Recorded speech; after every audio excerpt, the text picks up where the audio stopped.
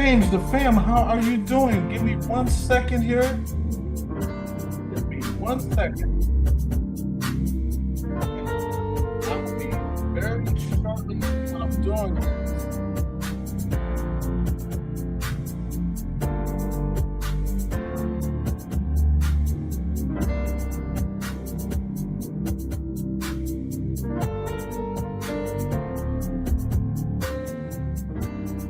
Spirit Stalker, how are you doing? Give me a second here, and I do apologize. Let me apologize in advance. There we be. How are you guys doing today? Spirit Stalker, James the fam.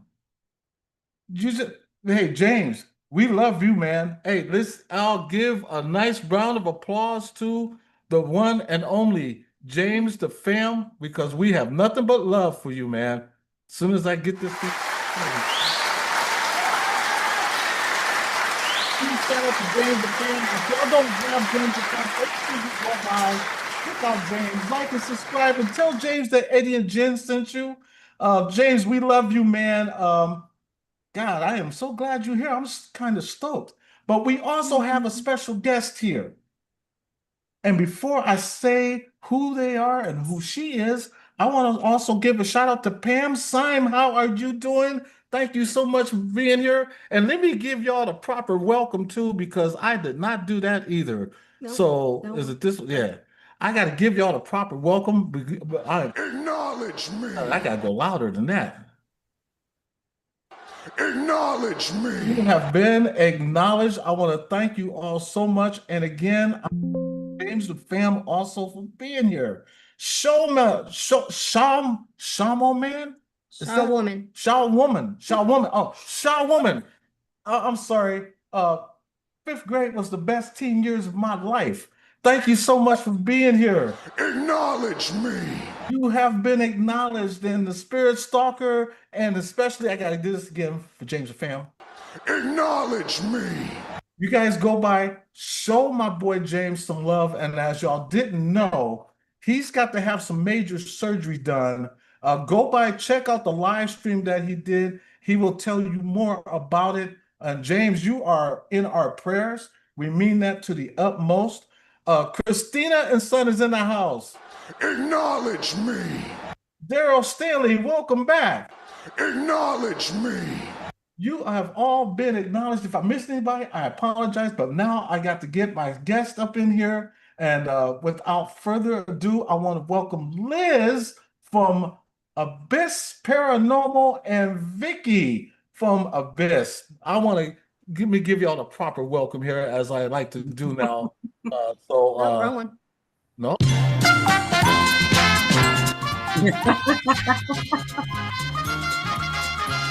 Welcome to the Price of Wrong. How are you guys doing today? I'm doing good.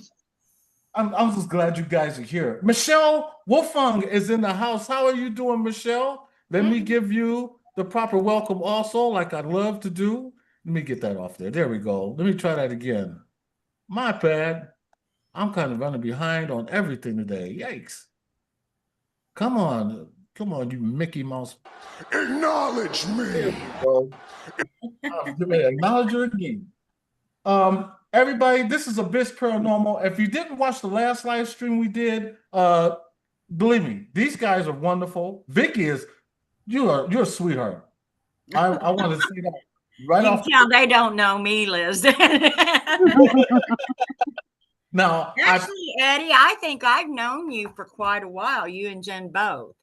Did you used to come into Francis Reed's Urban Vlogs? Yeah, that's where I know you from. I was in the chats all the time as Vicky Lurdahl. I wasn't as Abyss Paranormal. I was as Vicky Lurdahl. Oh, okay. Yeah, totally. Yes. And it's a small world after all. Yeah, I used to see in Cab and Green Bay Wacky and just all different ones we used to, and Ghost Mafia, you know. Yes. By the way, I seen your celebration of life video from last year. Very good. Thank was you very so good. much. That he was. We were becoming really good friends. They were best friends. And Okay. we were check this out. Bromance. It was a bromance because we were getting ready to move back to Ohio Oh my. just because of Ghost Mafia. Oh. When I got the word that he had passed away, it hurt me. It hurt me for, oh my God, like 3 weeks. Yeah, because we were on a messenger live with Heather, Lady Swan, Uh-huh. David's wife, yeah. right Mhm. before he passed. We were just on the phone with them. So Oh my goodness. Well, yeah. I had caught wind of it. I think it was the next morning after he had passed. And I used to talk to him quite a bit when he was in Anaki's um uh Live stream. Channel. live streams, yes. Mhm. Yeah. He'd pretend he'd go through her house because she had doors opening and stuff. And she said one time she told him, she said, my refrigerator door was open today, Ghost. So you was here, wasn't you? And he said, oh no, not me, and all this. And then at the end of him talking, he said, and by the way, you need to get milk. You're out of milk. So, and that was him. I mean, that was how he was. So, but yeah, no, I do miss him. I I do. do miss him a lot. And that's why I reposted that video again. That was my dog. I mean, and Mhm. it still kind of hurts me a little bit to talk about him because that first time that we met each other, um, first of all, I couldn't believe how tall he was. You know, Really? it goes to show that when you see things in the camera, Right. they are Well, different most than of the what you time see I in life. seen him, he was sitting down. Well, I Right. don't know because he would walk, but he would hold it, up like this. So, yeah, it's kind of hard to determine something like that. Put it like this. You see how me and Jen are, and Jen's 4'11". I look like I was Jen's height to him. Oh, yeah. That's how tall he was. That's the first thing that threw me off. And it still hurts me, but that made Heather and us become really more close now. But I Mhm. think that's also what stopped me from going to Ohio because I want good memories. Right. I want to remember him for the person he was, not how we know him as today. You know what I mean? Right.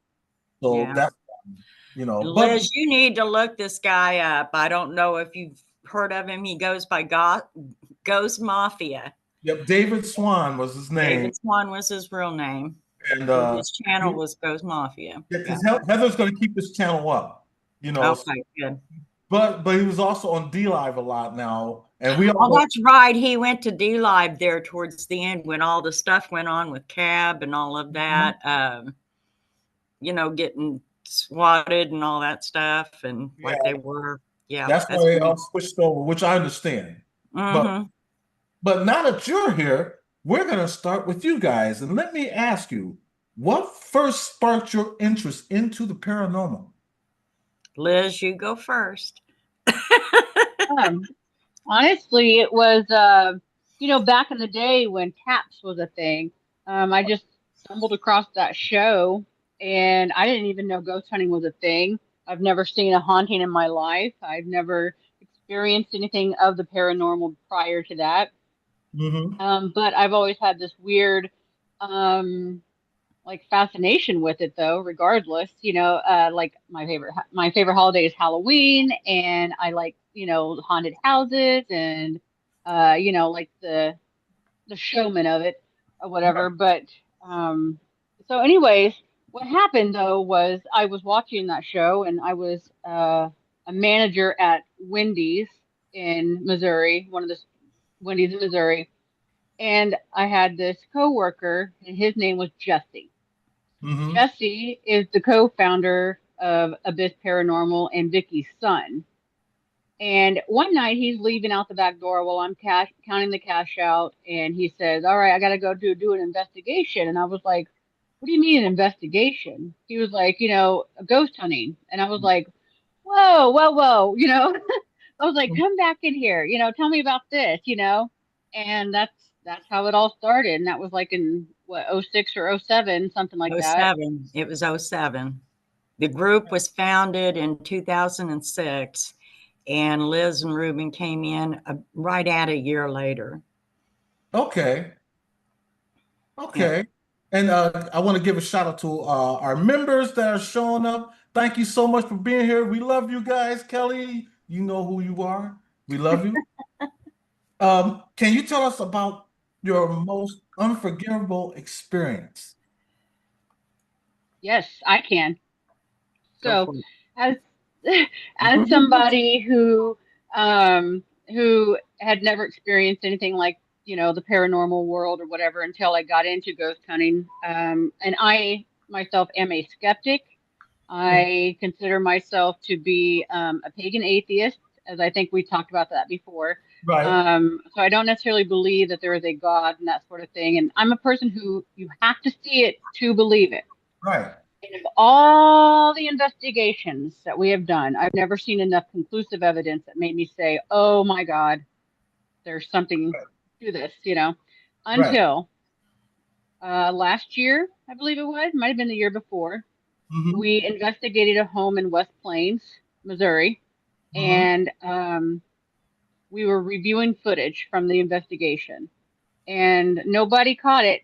I did, so it was like a shock to my brain because, you know, normally if we catch something, everybody's like, "Oh, look at this, Liz, look at that." You know, I'm like, "Oh, well," but because I found it, it like did something in my head. I don't know how to explain it, but it was the most awesome thinking footage I've ever seen in my life.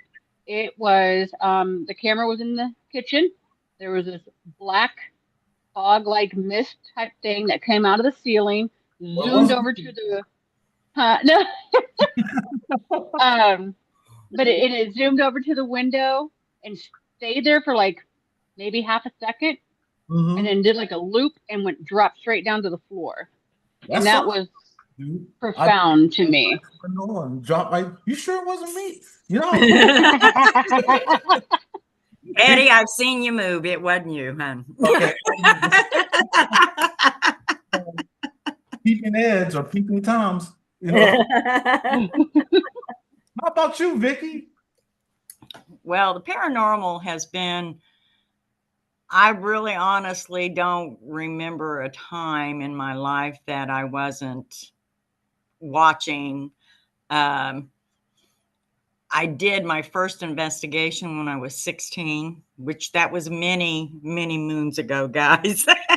um, and what it amounted to was like Teresa Caputo. She has that old cassette tape recorder. I had one of those and a flashlight. And it was the most stupidest thing I ever did because we was on the Missouri River. It's 3:00 in the morning, and it was me and another girl who chickened out and wouldn't get out of the car. But we was like a quarter of a mile from one of the well-known mafia drop-off spots where they drop people in the river. Right. And out in the middle of nowhere, there was no houses for at least a mile, you know. And here I am, 16 at 3:00 in the morning, and, you know, sitting in this house that kids went and partied in and everything else all the time. But no, I was born a dreamer, and I'm an empath. So I experienced a lot through those two things. I didn't really realize I was an empath until I was like 11 or 12. And I didn't say, oh my gosh, I'm an empath, because I had no idea what an empath was. All I knew is realized I was feeling other people's feelings. And I went into a McDonald's after church, and it was crowded. And I sat down and I was feeling all these different emotions and things. And I was able to kind of single it out. You know, this was coming from this area, and I was seeing stuff, the feelings that I was getting. I gotta And ask you something. I gotta ask you, why is it that everybody that's in the paranormal, first restaurant they have to go to is a McDonald's?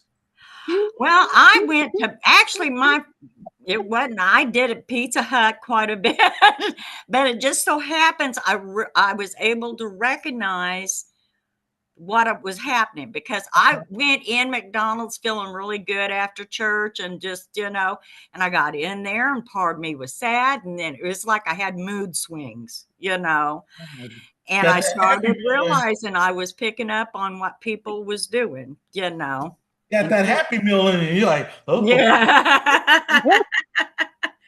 Yeah. Well, when I really tied it in was I looked over and there was real sad feeling coming from my left, and there was an elderly woman sitting at a table by herself, and she had a hamburger and fries and a drink, and she was just crying. And I went over and sat down and talked to her, and come to find out it was the anniversary, her and her husband's anniversary of their first date, and he had passed away. He had passed away like 2 or 3 nights before. And when they would celebrate it, they would go there and they'd try to sit in the same place and, have a hamburger and fries, which is what they did. And so I sat and talked to her and kept her company and kind of lifted her spirits, I guess, a little bit. But between it and the dreaming, and then I would see stuff, but I didn't realize that nobody else was seeing it. It was like flashes of stuff. Right. And then later on, I think it's because I became aware of being an empath and stuff, I kind of like started focusing. And it wasn't like I sat down and really focus on it. But every once in a while I would hear a voice and it would tell me something, or I'd see something. And it was just like a flash, something. But that's what got me into it. And then my son came back from college. He went to Florida for a couple of years. And I'd had a lot of people calling me up and saying, hey, I've got this going on and this going on. And I thought, it'd be kind of neat to be able to start up a group and help people. That's our main goal. Our slogan is helping people stay in good spirits. 85-90% of what we've done up until we started doing global ghost hunts has been residential or private, investigations. That's why we don't have a lot of video from early on. I do have some, but it's on a different PC and I got to get it off the hard drive and just all kinds of stuff because the programs are different, Right. But that's my grandmother was Quaker. I found out when I realized I was a dreamer. My mom found out and she made me go talk to my grandma, and I found out she was Quaker. And when she was about 14, she was basically shunned because she was a dreamer, and they thought that she had sinned and brought the devil in the house. And because, they just didn't believe in stuff like that. Right. And she had a dream of some guy going to plow a field with a certain horse, and the horse turned on him and he ended up being really, really hurt. And I guess he came to their house to get her dad. They was all going to work the field together. And she told him, don't use that horse, use another horse. Well, to prove her wrong, they used the horse and the guy got hurt. Wow. And when that happened, they was like, no, she's done something, that's not right. She shouldn't be able to do that. And they basically pushed her out. Now, down the road, her parents and stuff got back with her, but she was never real close to them and things. Keith, thank you so much for being here. And David Hembry, thank you so much for being here. And I think there was one more person Tina, hooking up with Hooking Good Creations by Tina is in the house. Thank you so much. And let me give y'all the proper acknowledgement. Acknowledge me. And Mike, thank you so much for being here. Acknowledge me.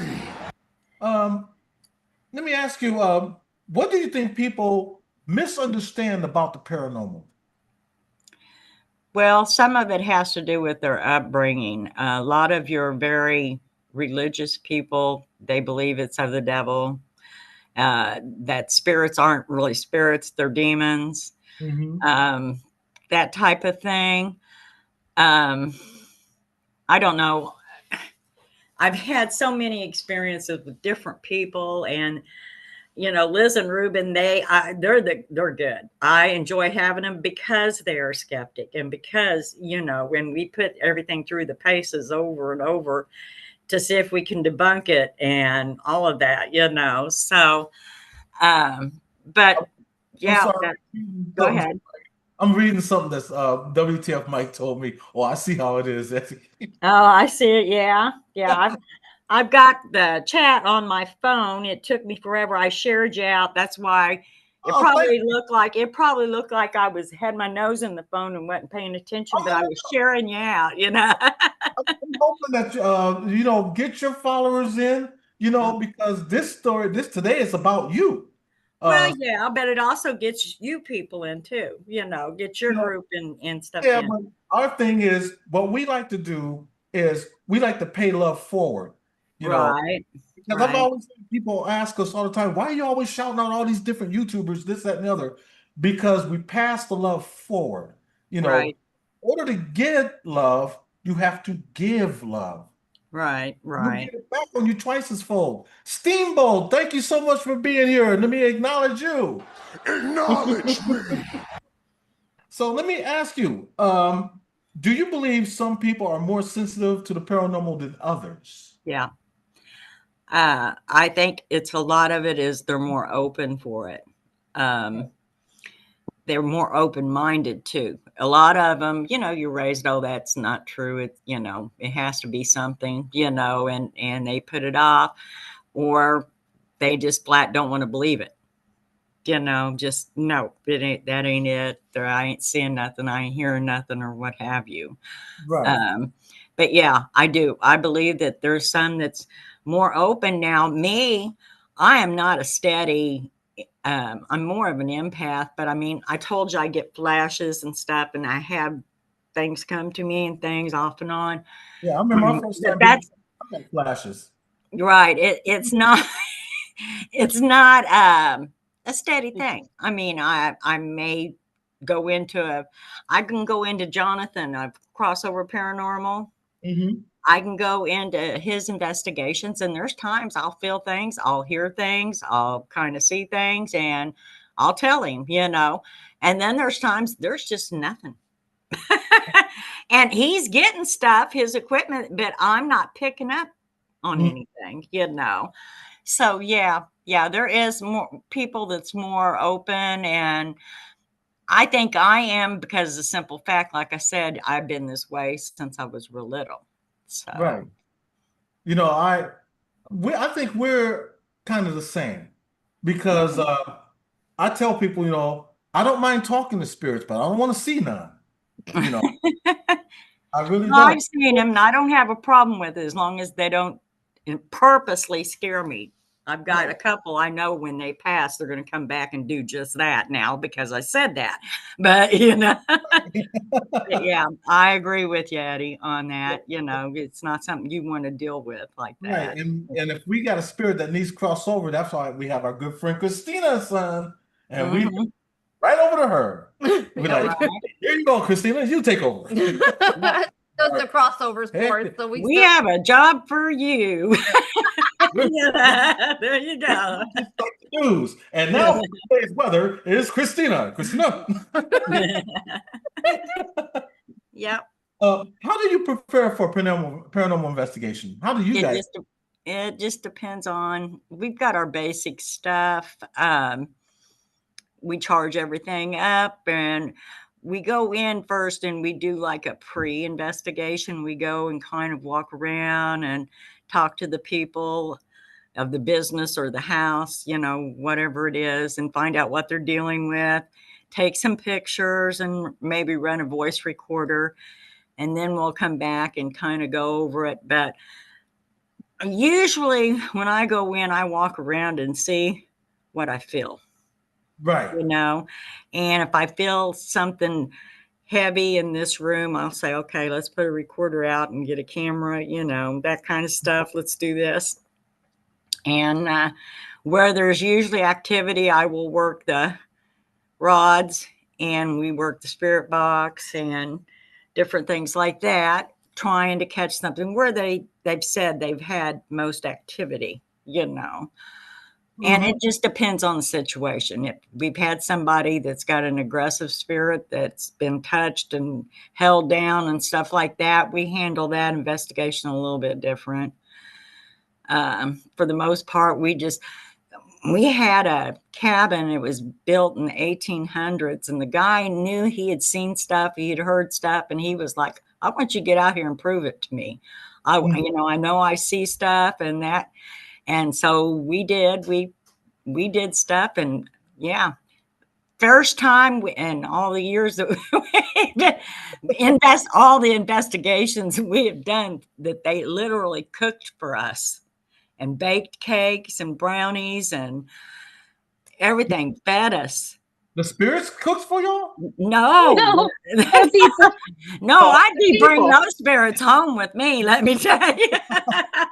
I'm just kidding. Yeah, no, it was the clients, our people that had us come out.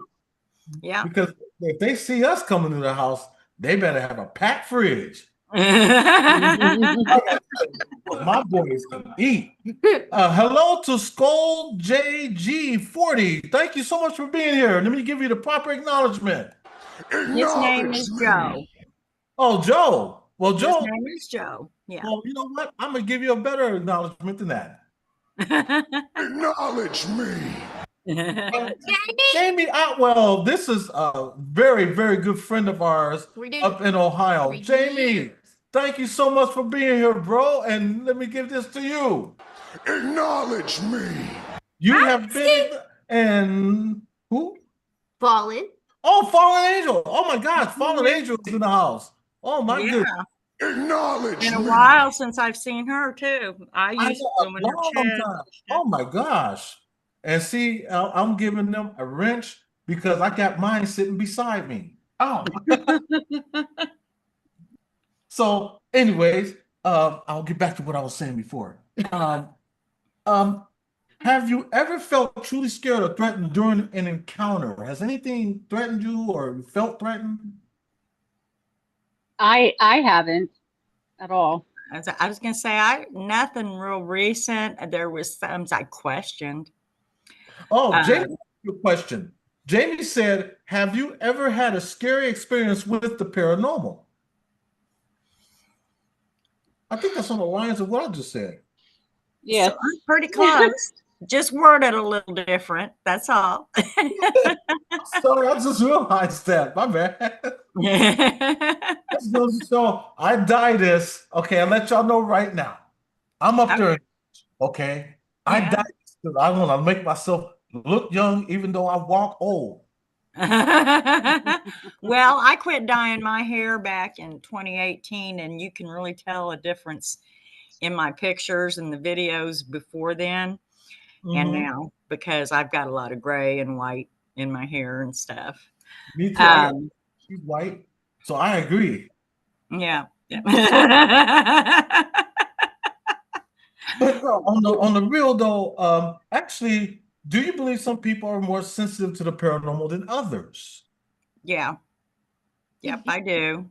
I think the people are more open. Some people are more open to it. Now, kids, and yes, you give him that look, Jen. I ain't saying nothing, but you give him that look.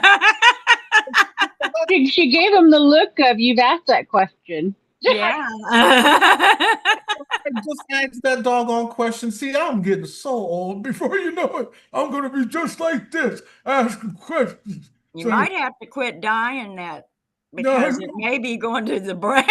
I know, right? Betty Van Tassel, thank you so much for being here. Acknowledge me.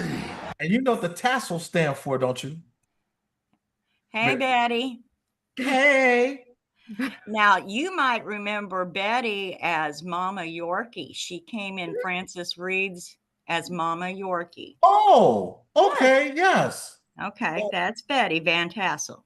I gave you a blue wrench.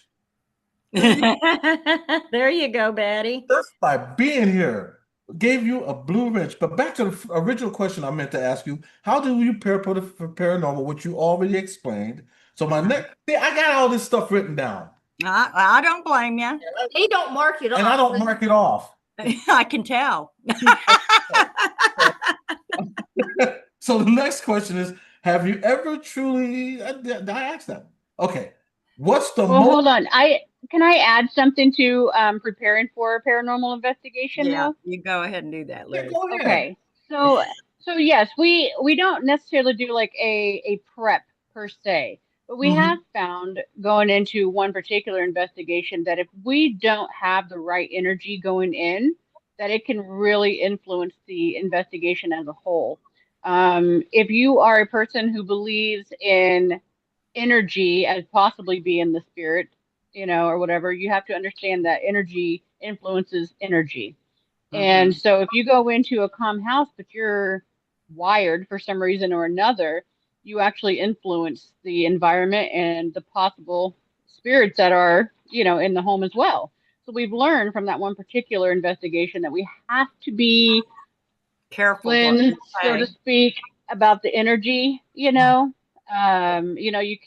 go in Right. crazy. You just can't go in crazy, emotional or anything. Matt Yeah. Recon, thank you so much for being here, sir. Acknowledge me. So since we did that, what's the most convincing piece of evidence you've personally witnessed or captured? And she pretty much almost said that. Right, because that was going to be my next question. Remember, Eddie, you swore up and down it was you. And what Liz had said, you said, "Are you sure it wasn't me?" And I said, "No, I've seen you move and it wasn't you." So, yeah. But what about you, Vicky? What has been your most monumental piece of evidence? It would have to be, if we can look at some of the stuff of the last investigation, it would be, you know what I'm talking about, Liz. We can't say anything yet because we're still studying this. Yeah. Oh, wrong Yeah. answer. Acknowledge me. Oh, I pushed the wrong button. Doggone it, I screwed that all up. I don't know why I pushed the wrong doggone button.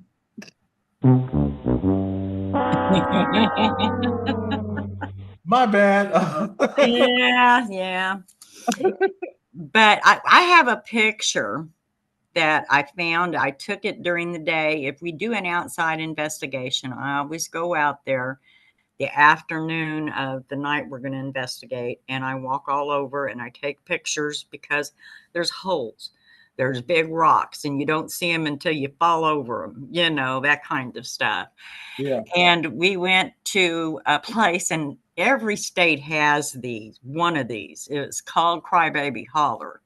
Now there's Yeah. Crybaby Bridges and Crybaby Hill and all this and other places, but this one's called Crybaby Holler. And I had done some research, and afterwards I had done some research, but I went to do a walk around during the day, and it was like 2 o'clock in the afternoon, and I took some pictures.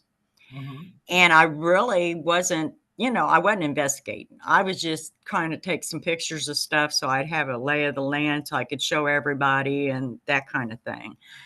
And it's in a dry creek bed.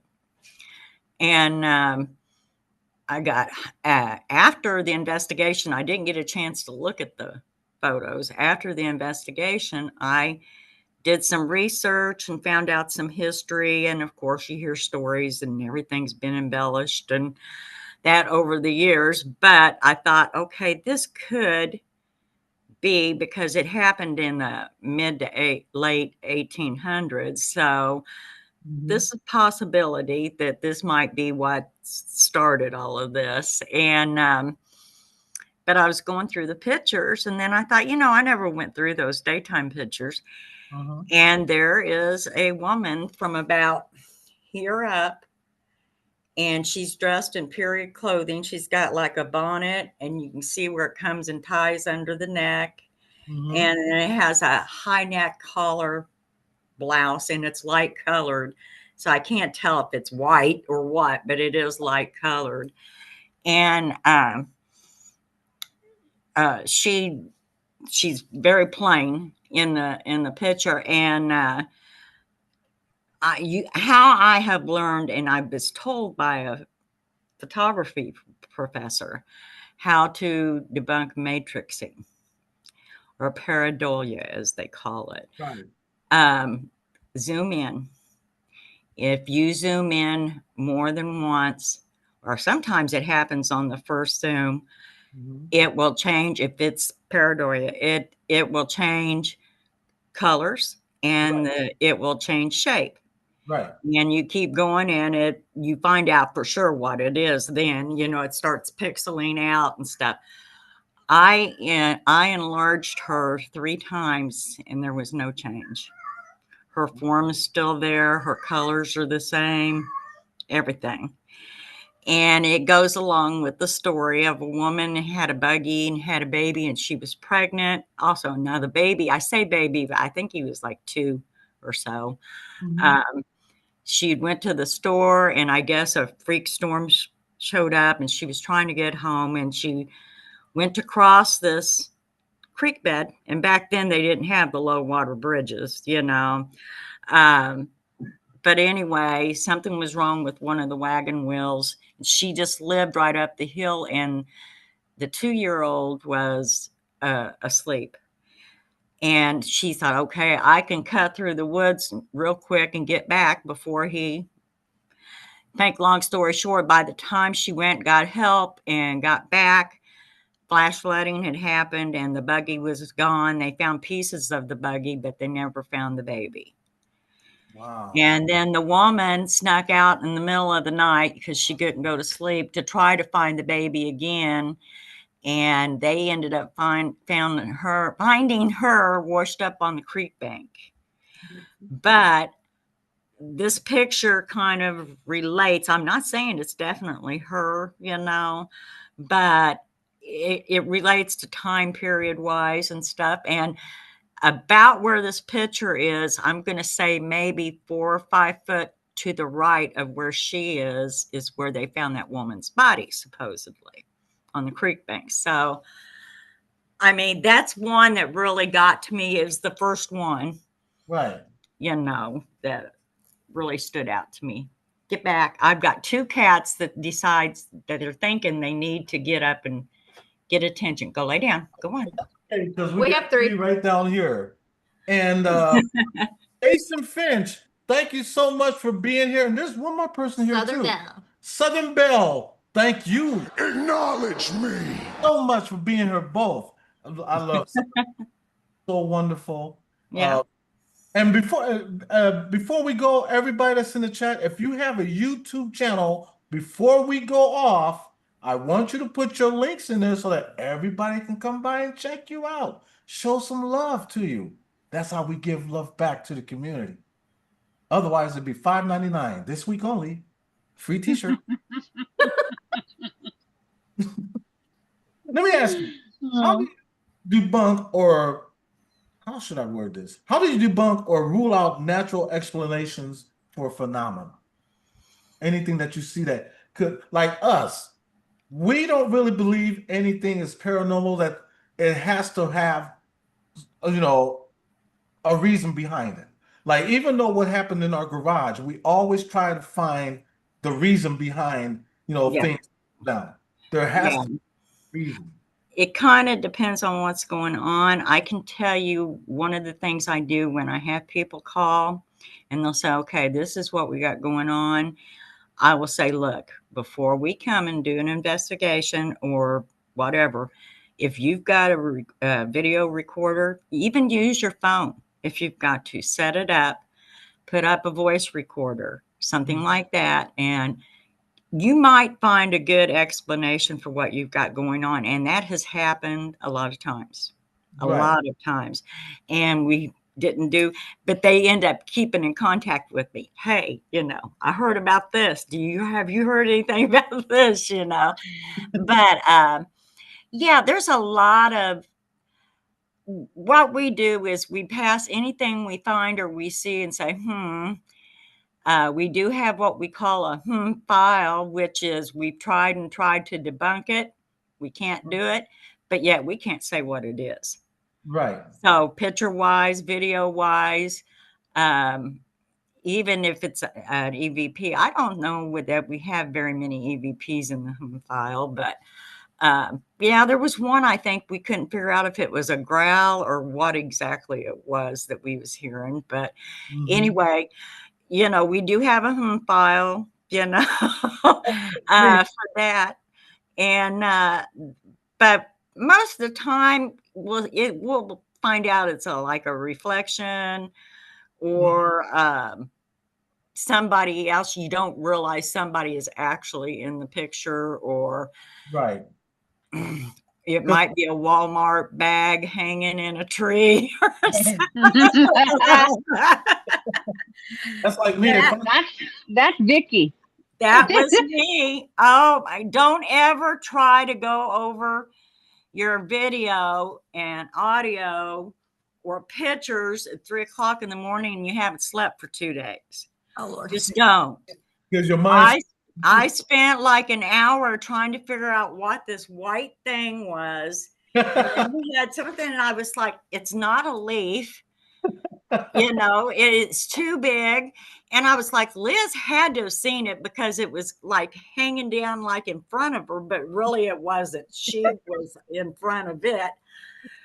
But I looked, I'm going to say an hour right at it, and I could not figure it out. And I got, hold on. Yeah, calm. Yes, I do. And we all know who that is, don't we, Liz? Yes, we do. But anyway, I said, heck with it. But I knew I wouldn't be able to definitely go to sleep. So I went into the group chat and I said, guys, and I threw this picture in there. I said, what is this? And then I got up and I went to the restroom and I came back and sat down and looked at it. And I was like, Vicky, you idiot. That's Marty's Walmart bag. He had his medication he had to take in it, and he just tied it up in a tree. But after an hour of looking, you know, you know, mainly when we investigate, you know, if they have tried stuff and didn't catch anything to be able to figure it out, we do whatever they've got going on. We have 5 cameras that we set up in different areas. We have handhelds, use our phone. We have numerous voice recorders we set out. I do old school stuff. I haven't done it recently because of the way the flooring is right now. A lot of this hardwood stuff. But if they say they hear footsteps in a certain area, I used to put like flour or baby powder down to see if we would catch anything. If they said that they seen somebody coming through this doorway, I'd hang a wind chime, just a small wind chime down from the top, so see if it would touch. You know, we do different things trying to see if we catch stuff. Now, orbs is there's all different kind of orbs, guys. And just real quick on that, if you ever get a chance to get a book called The Orb Project, very good book and very detailed on it. And it's 3, I believe, German scientists, 2 or 3 German scientists set out to disapprove orbs. And they ended up spending 2 years trying to do it and doing the opposite. Oh, wow. Yeah. It's called the Orb Files? The Orb Project. The project, okay. I'm gonna look that up. Very good. It's a very good book. I am gonna look that up. I want to say hello to Randy, RPI Paranormal. Thank you so much for being here. Acknowledge me. Snuck in here. Keith is in here, and let me go. Corey. Oh, Corey! Finally, Corey, you've come back. Acknowledge me. Welcome back. And by the way, everybody, if you'd like to be a member, we'd love to have you as a member. Doesn't cost much, just a couple bucks every month. Become a member. Become part of the family. And you don't even have to be a member. If you're new to the channel, just hit the subscribe button. We love having you as part of the family. And now back to our show. What's your stance on Ouija boards and other spirit communications? Because I asked this because there's a lot of people that love to use the Ouija board. Not I us. don't. I've had one, and my first and my last Ouija board experience when I was 11 years old, and never again. Mm-hmm. Now, we used to have somebody in the group he knew how to work it really good, and he didn't have a problem. He never provoked or anything. But most generally, I would kind of stay away from it. I've always had bad feelings around him. Now, it's about a couple, I'm going to say 2 years, it may be a little less than 2 years ago. I went into a metaphysical shop, Mm-hmm. and there was what they called a spell board. They said it was in the style of an antique one. It was a replica. It was an actual antique one. Mm-hmm. But I was very drawn to it. It was different shaped. It was kind of an octagon shape type thing. Right. There was something about it. I really liked it, and I didn't get bad energy from it or anything. But no, I don't use. I won't use a Ouija board now. If somebody else wants to, and it's okay with the client to do that, because anything like that, I clear with the client. Right. And it's ask us, that's just how it is. But I would say I am one who is willing to do the Ouija board. And I think it kind of stems from, of course, my lack of belief system, I suppose. I mean, I Mm-hmm. have to believe that something bad will happen in order for it to happen. So if I go in with only good intentions, I'm not worried about what will be the result. And you have to properly close them. If you don't, I'm willing to do it myself. So Right. Um, I got to give an acknowledgement real quick. Thank you so much, Keith, man. We really appreciate that. Here comes the money. Here we go. Money talks. Here comes the money. And as you know, that money will actually go for our boys because I'm not going to try and get political here. This is not a political channel. However, they are defunding the Special Olympics. So we're trying to get money up for our boys, and not just our boys, but a lot of other kids with special needs to go to we have a bowling rink here called Turner Lanes here, and it's in Kirby, Texas. And it's basically where a lot of the special needs men and women and adults go to bowl, and our boys love the bowl. And so we're trying to save up enough money to get not just my boys, but a whole group together to go bowling. So that's what the money is going to go toward. might I ask something? I need a little elaboration if you don't mind. I myself work for the SB 40 here in one of the counties in Missouri, and I did not know Special Olympics was being defunded. Yes. You should ask. They're in that lawsuit that's going on Yes, right now. Yeah, we just told my boys' coach is part of the Special Olympics. Right. That's and- why I wanted to stress that I'm not a political channel. We're not going to talk politics, but a lot of you, if you didn't know, that the Special Olympics was It was part of that grant fund it's thing right, that and they're trying to getting defund it. fund. So So yeah, I tried to explain Thank to a lot. you. I didn't realize that, and it's important that I know that. So yes. And Yeah, Diane, look into it because it was like big news here in Mhm. Texas, and a lot of our people here, and I don't know if it's like nationally wise or not, but here they're part of this big lawsuit. Special Olympic is right now fighting with the grants and the funding because that helps kids and Yes. adults with special needs. You know what I'm saying? That's a great thing to have. and I also want to give an acknowledgement to Sean Cody, who was in the house, Acknowledge me. and an acknowledgement to Lunar Eclipse, Acknowledge me. Really and to appreciate you did not have to do that. Diane G. Acknowledge me. Oh wow, y'all really don't have to do that. Give because you want to, not because you had to. We really do appreciate it. But like I told you before, it's for our boys, and not just our boys, but all boys that we. Here comes the money. Here we go. Money talks. Here comes the I money. love that. It is for That's just the best sound. Hi, Mary. Mary. Yeah, Mary, I seen Mary was in here too. so sorry, Mary. I just realized you was here. Acknowledge me. Thank you so much, and thank you so much to everybody for donations. But if you really want to help, why don't you do this and just become a member? You know, just a couple bucks a month goes a long ways. It really does. But just give if you want to, not because you had to. We appreciate you either way.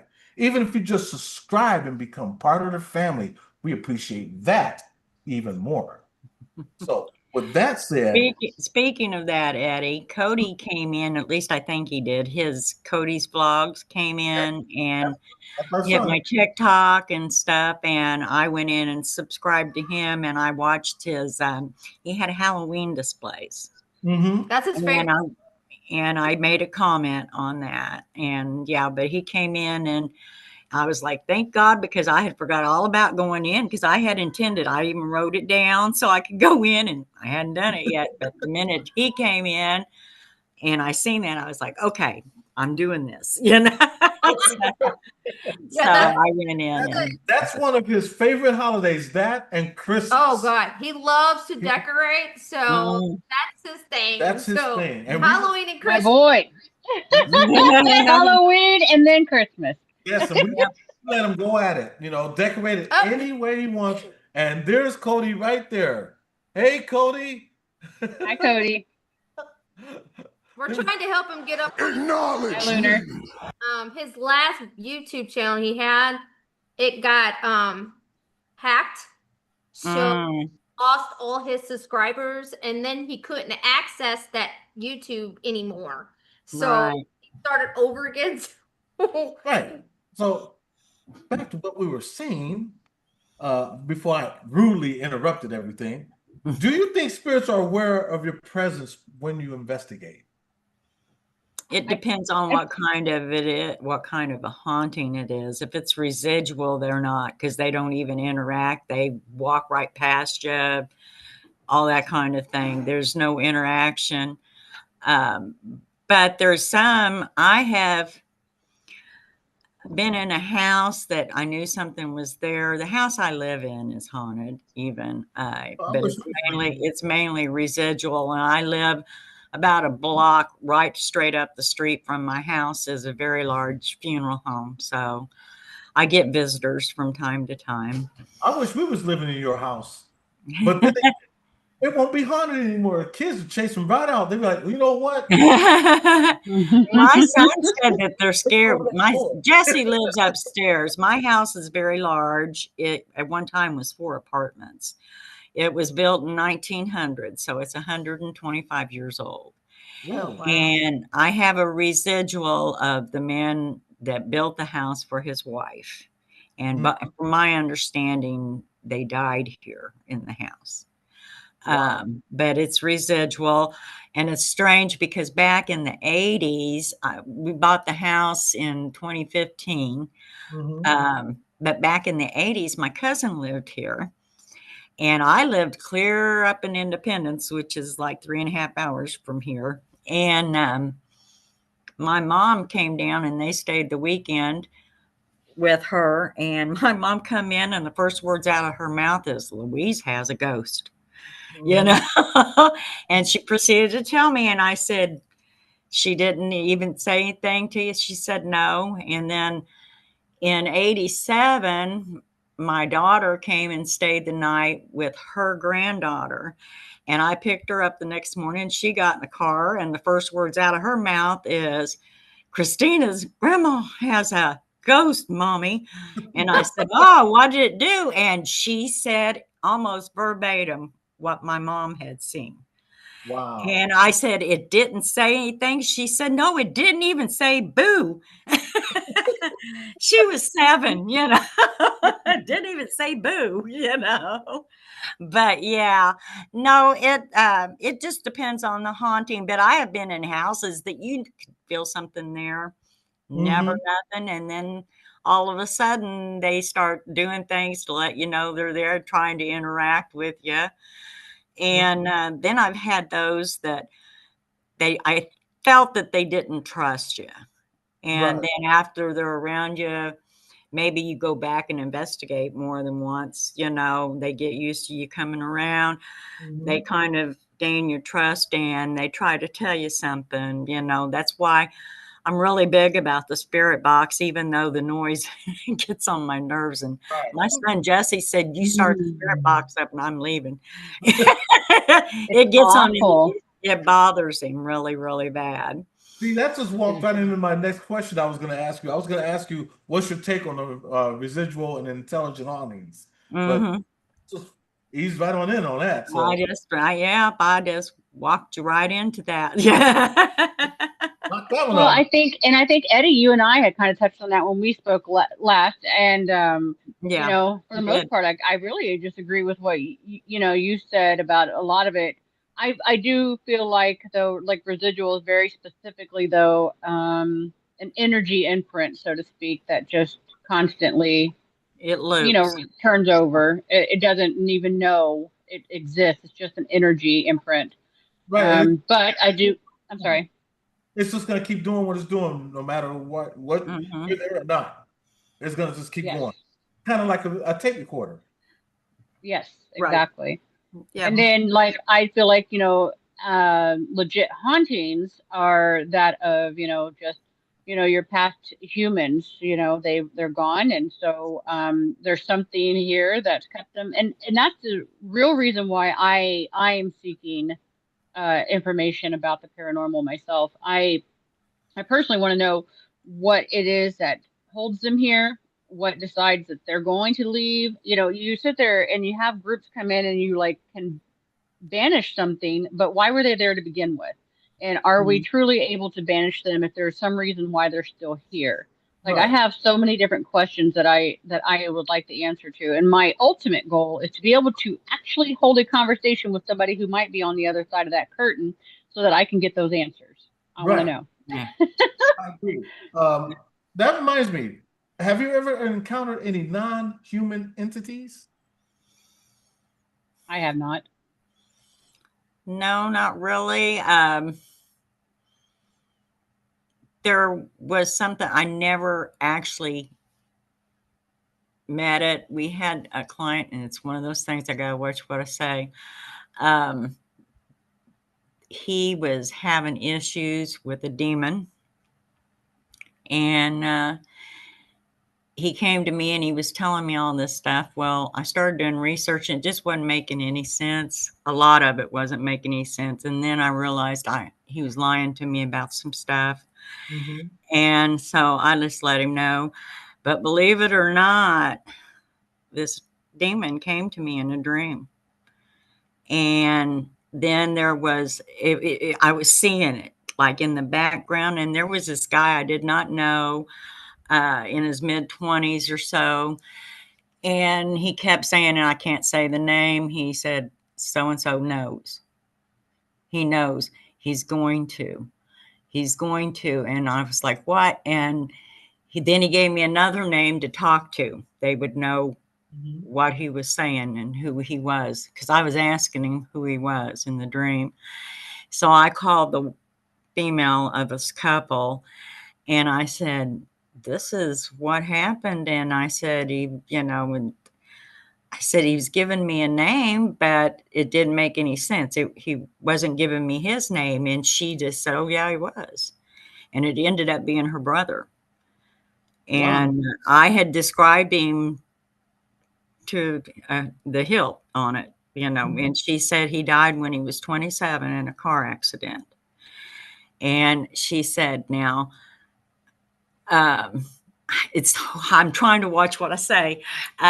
She said, I just don't understand, though, what the full thing was he was trying to tell you. And I said, I think I might. So I got back in and I started doing some more research in different area. And then I found out another lie. And I was like, okay, that's it. And I contacted him and I said, look, I know what's going on. And yeah, you are dealing with this, but you're doing it to yourself. And you either straighten this up or I'll be taking further steps. And I told him, I said, I'm going to be watching you.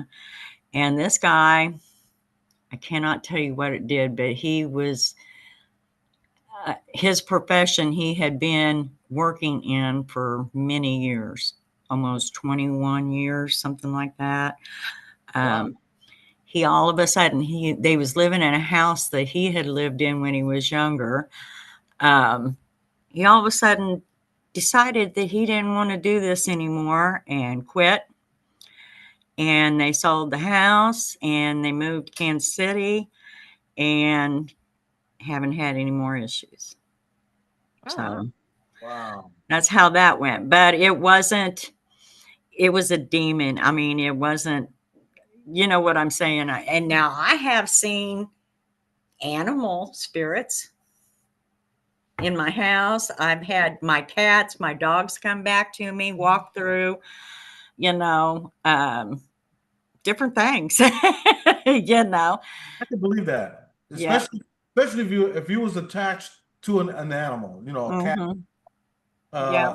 had them for so many years and then they pass on. I Yeah. honestly believe those. Yep. Mickey G, so glad to see you. Acknowledge me. Kids in New Zealand, so glad to see you. Acknowledge me. What locations do you believe are most active and why? Or we could put it like this. What locations have you been to that was most active and why?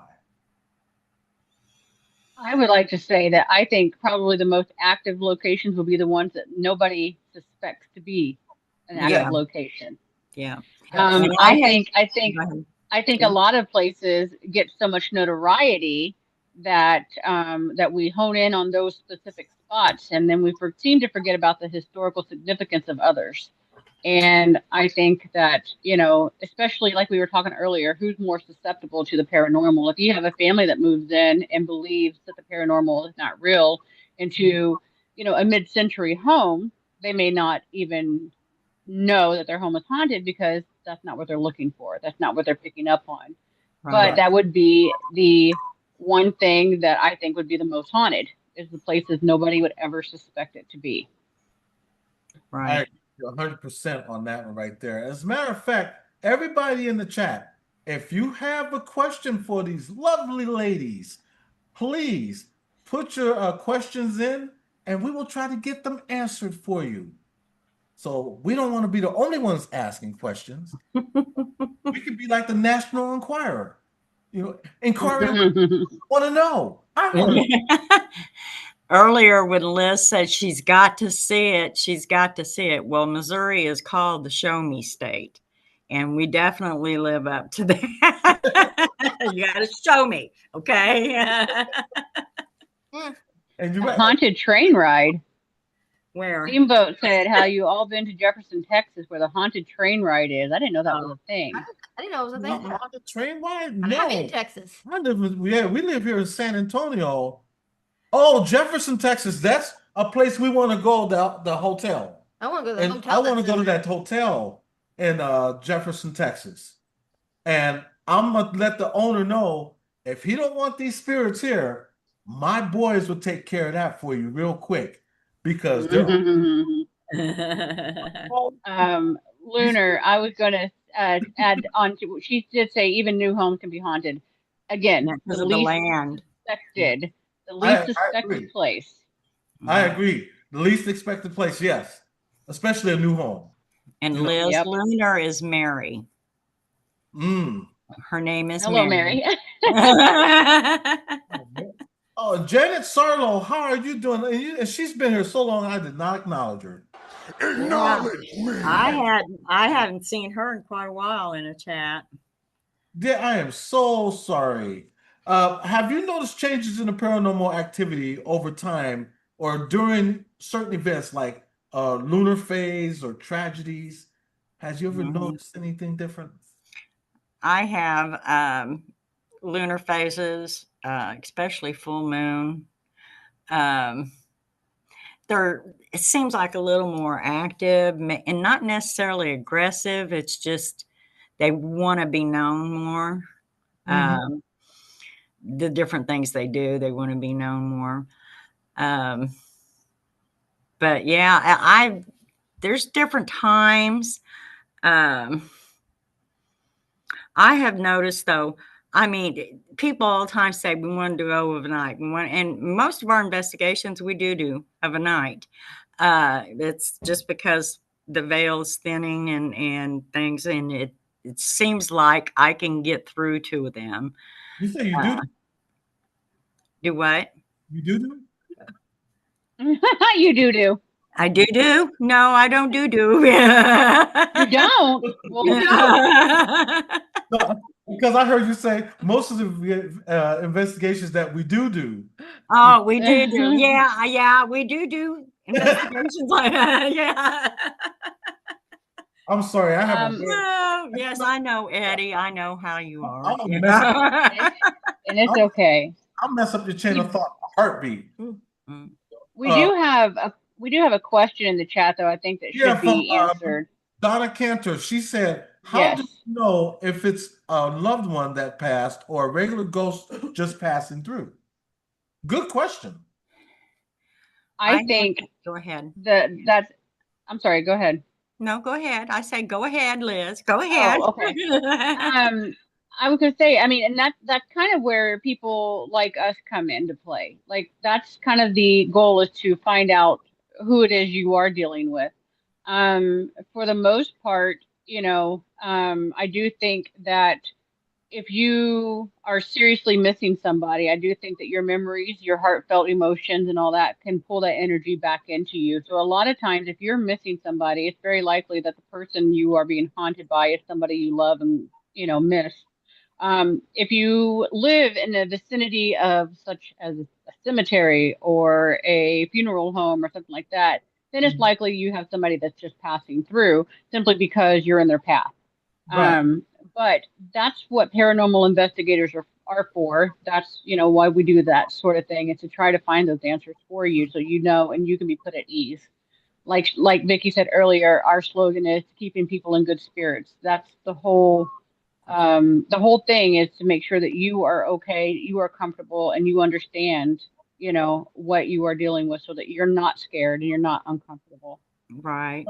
I have found if it's a loved one, you usually day before yesterday, I was laying on my couch and out of the blue, I started smelling taboo perfume. Now, I had an aunt and I swear she took a bath in it every morning.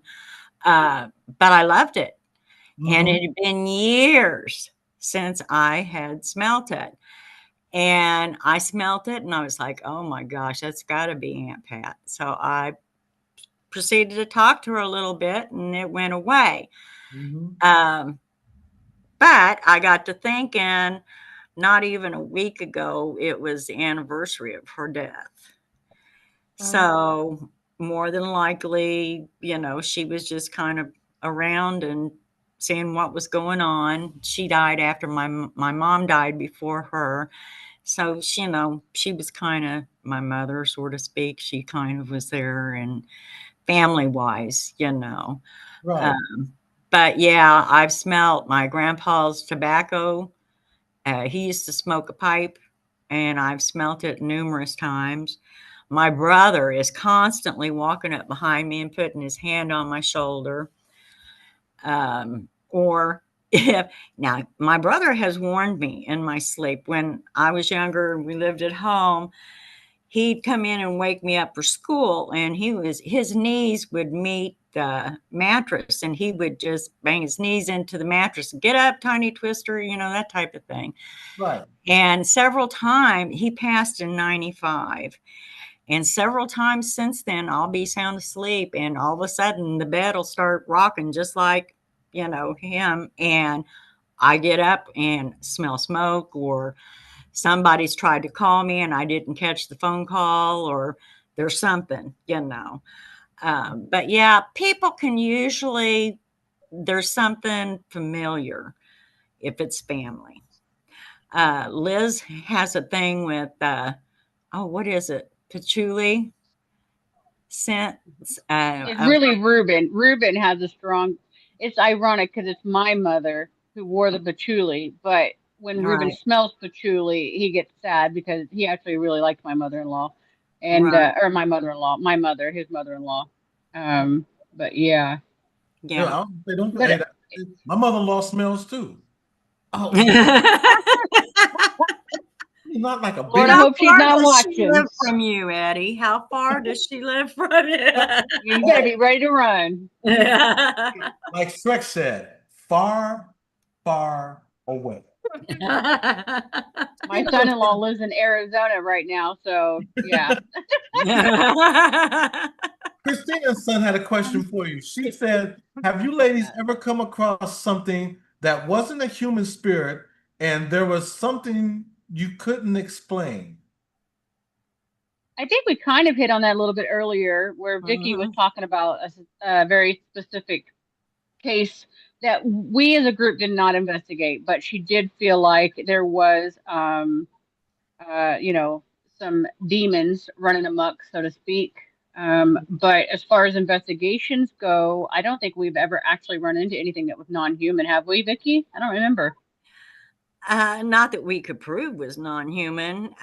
Remember when you was talking about the thing that you found that made you say, okay, that was your first experience? Okay, remember earlier in that investigation, I was getting ready to work rods, and Ruben was using the handheld. And remember that black mass stepped in front of the camera and totally consumed part of me, most of me, and then went back.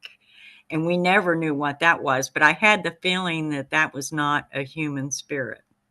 It was See, and I'm the opposite. I actually feel like it was a human, because you can see like when it passes, you Yeah, know, or it whatever. kind of did have The like a head and profile. shoulders. Yeah.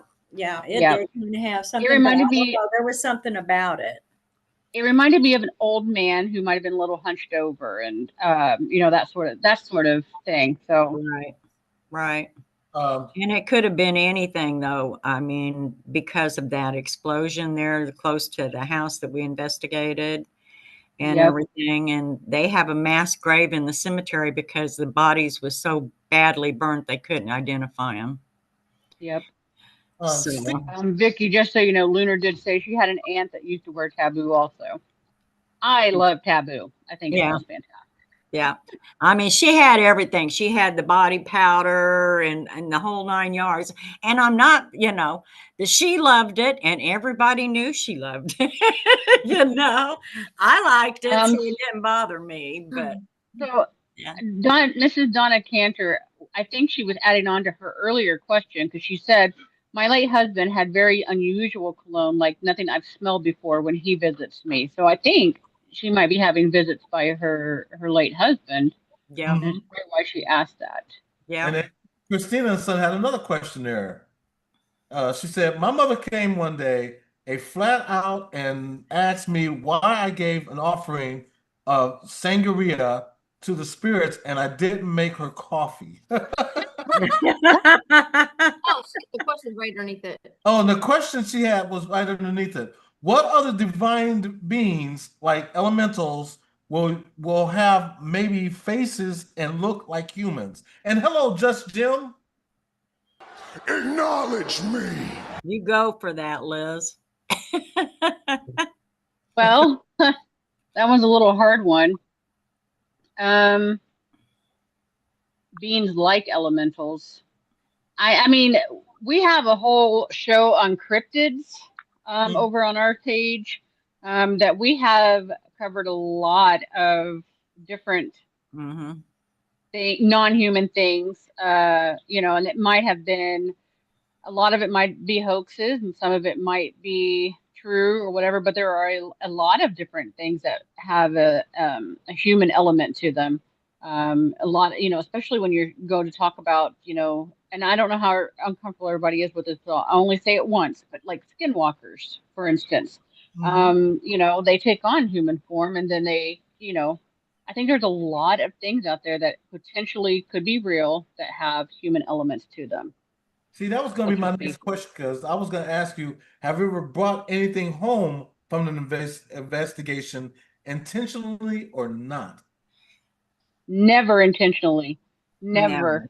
Yeah. Never, never. You never know what you're actually taking home until it's too late.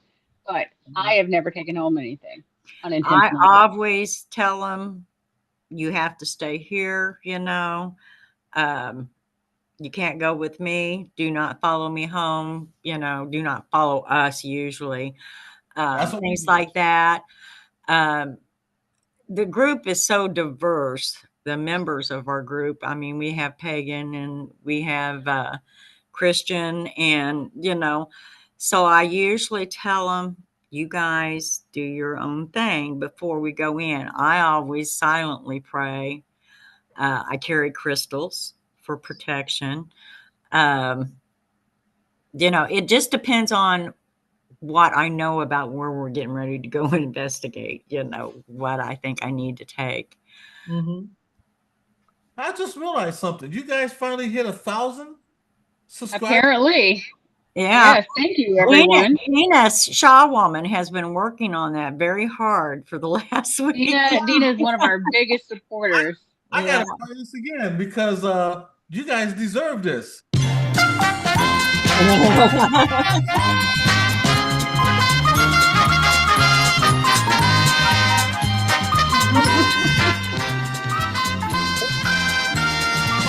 Price is Right. I couldn't think. I was like, what show is that from? You know? Yes, Price is Right. Price is Right.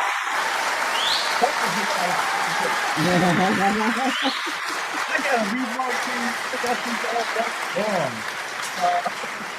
man, that's congratulations. Because it's nowadays on YouTube, it's hard to get up to 1,000.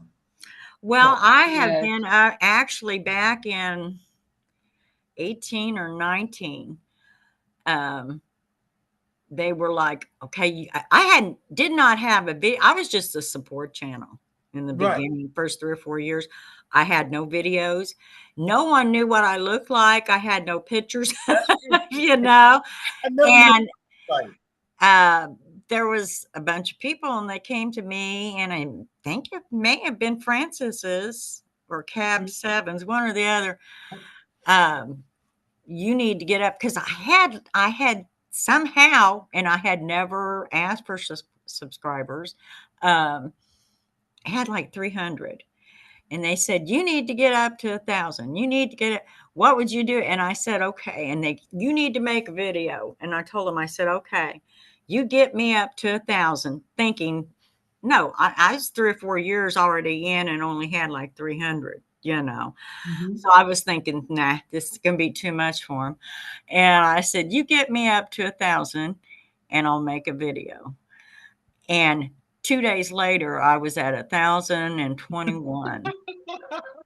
And I was like, okay, I don't know what you guys have done. So I sat down with my phone and timed it in exactly 1 minute. I introduced myself and said, now I'm a support channel, and that's it. And that was my video for the longest time. Yeah. But the good thing is you honored it. You said you would do a video once you got 1,000, and you honored it. And then you know how YouTube, and they don't do it as much now, but they used to go through and do what I call a purging on people's channels. And within about 2 or 3 weeks of getting 1,021, it dropped down to like 989. And that's where it was, I think, when Shaw Woman seen it. She said, you need to get back up to 1,000. And I said, you know, I get up, and then they go away, you know. So Shaw Woman has a channel. She does. Okay, I want you to make sure you put your channel link in there, Shaw Woman. We'll even come by and check you out, and we may even get you on this panel. Yeah, we'll bring you. She's fun. You guys would love Dina. She's a singer. She's funny and witty, and she's hilarious. She is the one person that can really make me laugh. I mean, you would love her. Yeah. You would love her. Yeah. Like somebody we need to get in touch with. Yeah, she lives in St. Louis, Missouri. She lives about 3 hours from us. Hey, that's not your fault. I tell you what. I do want to just. I was going to say. I just want to say one. I'm so sorry. Go ahead. I was gonna tell Shy Woman to make sure she hooks up with me on Facebook, on Messenger, and that way, if we ever send you a link, which I imagine we will, we'll get you up here and get you noticed. But you had a question for me. Yes, I'm so sorry. Just, earlier you asked if we had anything follow us home, and just Jim had responded to that. I don't know if you guys caught that or not. He said that he's had things follow him, and his dog would run around the house at night playing with the child ghost, and he caught a giggle on video once. Really? That's pretty cool. That's scary. I don't want you coming home with me, child. Go back. Yeah, I'm good with that. Believe, I'm good. How has working in the paranormal changed your worldview? Oh, that's huge for me. As a skeptic or whatever, I used to be pretty closed-minded about anything like that. I'm just like, okay, it's absolute nonsense, hokum, so to speak, whatever. But, doing this, I've had no option but to change my views about things. I had to become more open-minded. I had to be more willing to accept things that I could not explain. And I realized that not everything has an explanation. I think that we have a basic understanding of physics, and I think that there's a lot that needs to be delved into regarding the paranormal and its relation to the real world. And I think that there's something there that we just haven't figured quite out that linkage, But it definitely had to. You have to open up in this world. You have to be open-minded. You have to be willing to accept different opinions and thoughts. Especially if you want to be an investigator. You have to be right. open, And that's what I tell people all the time, that we're not paranormal investigators, we're enthusiasts. So I don't want people to get it twisted. And I don't want people to think that we're going out telling people we're investigators. No, we don't do that. We leave that for the real investigators. I'd love to go out with someone though, like Spirit Stalker in here, 54. We went out with her many times and to investigate, and we love Yvonne, so huge shout out to Yvonne. John, the storm chasing guy, when he was back to, I was just getting ready to tell you, I seen John Daltrey. Yeah, there was his last name. I had to think on it, but I just seen him the other day when we had storms in Oklahoma and stuff. Yeah, and that's where he's at right now, and we still keep in touch with John to this day. But he used to do investigations with you guys in your apartment. Yeah, he sure did, and he quit because he got tired. He was getting a lot of flack over what he was doing and all the YouTube drama that was going on back in the day, and he didn't want no part of that. He got drained. And like us, we stay in our lane. So we never. I don't let myself get involved in the drama. Knock on wood. We're about I haven't had issues at all. We try to keep ourselves positive, our chat positive, and that's if you met us in person, we're the same people you see, and Yvonne can contest to that. We don't change. We're the same. That's why we just stay in our lane. We don't need that drama. We don't add to it or none of that. We don't talk behind the back. Right, we don't either. That's something I told Liz. I said, if it starts, you just back off. Don't, I don't want it going on. Right. Now, there is certain things. We had an issue. We did oh God, Liz, what was that we did? A challenge type of thing. Oh, yes. You're talking about the picnic? Huh? No. Are you talking about the picnic? No, I'm talking about when we played the game and we had problems with somebody. Oh, on our Facebook page. Oh, goodness. And people are so quick to make you so quick to devalue you, I guess. One thing is for sure, I am, because of who I am or whatever, the last thing anyone should ever call me is a liar. I am the most honest, most truthful person. I'm an open book 100%. And the thing is we were doing this challenge and to give out a prize of getting to investigate with us on one of our investigations. Okay. And everything was fine, everything was great, but a person didn't get picked. So they swore up and down that I rigged the game. Well, no, I didn't. And so they were like, well, then we want to see, you know, the real time footage, or, you know, of me picking the name or whatever. I use an app for that. So I did. And guess what? He didn't get picked again. Okay. But it ended up being somebody I know personally. So there we go again. Oh, that's your friend, you know. Well, it was like, okay, this is too much. There's too much drama. There's no reason for all this. You know, there Right. really isn't. And I had to step in and I said, look, this is it. And then I messaged him personally and I just told him, I mean, I didn't call him names or anything. I just told him I was done with it. And if he could come in there. Now, he did send a couple of people in to remember, and I ended up having to block one. And that's when he came at me and I told him, this is what he did. And he said, oh, I didn't know that. And he acknowledged, you know, that he was wrong on part of it, but he still wasn't happy. And he just thought we should let everybody that was in the lineup to be able to win just go investigate with us, you know. And he's like, no, that didn't, you know. And so he's no longer participating in our group page. But I don't think we blocked him on there.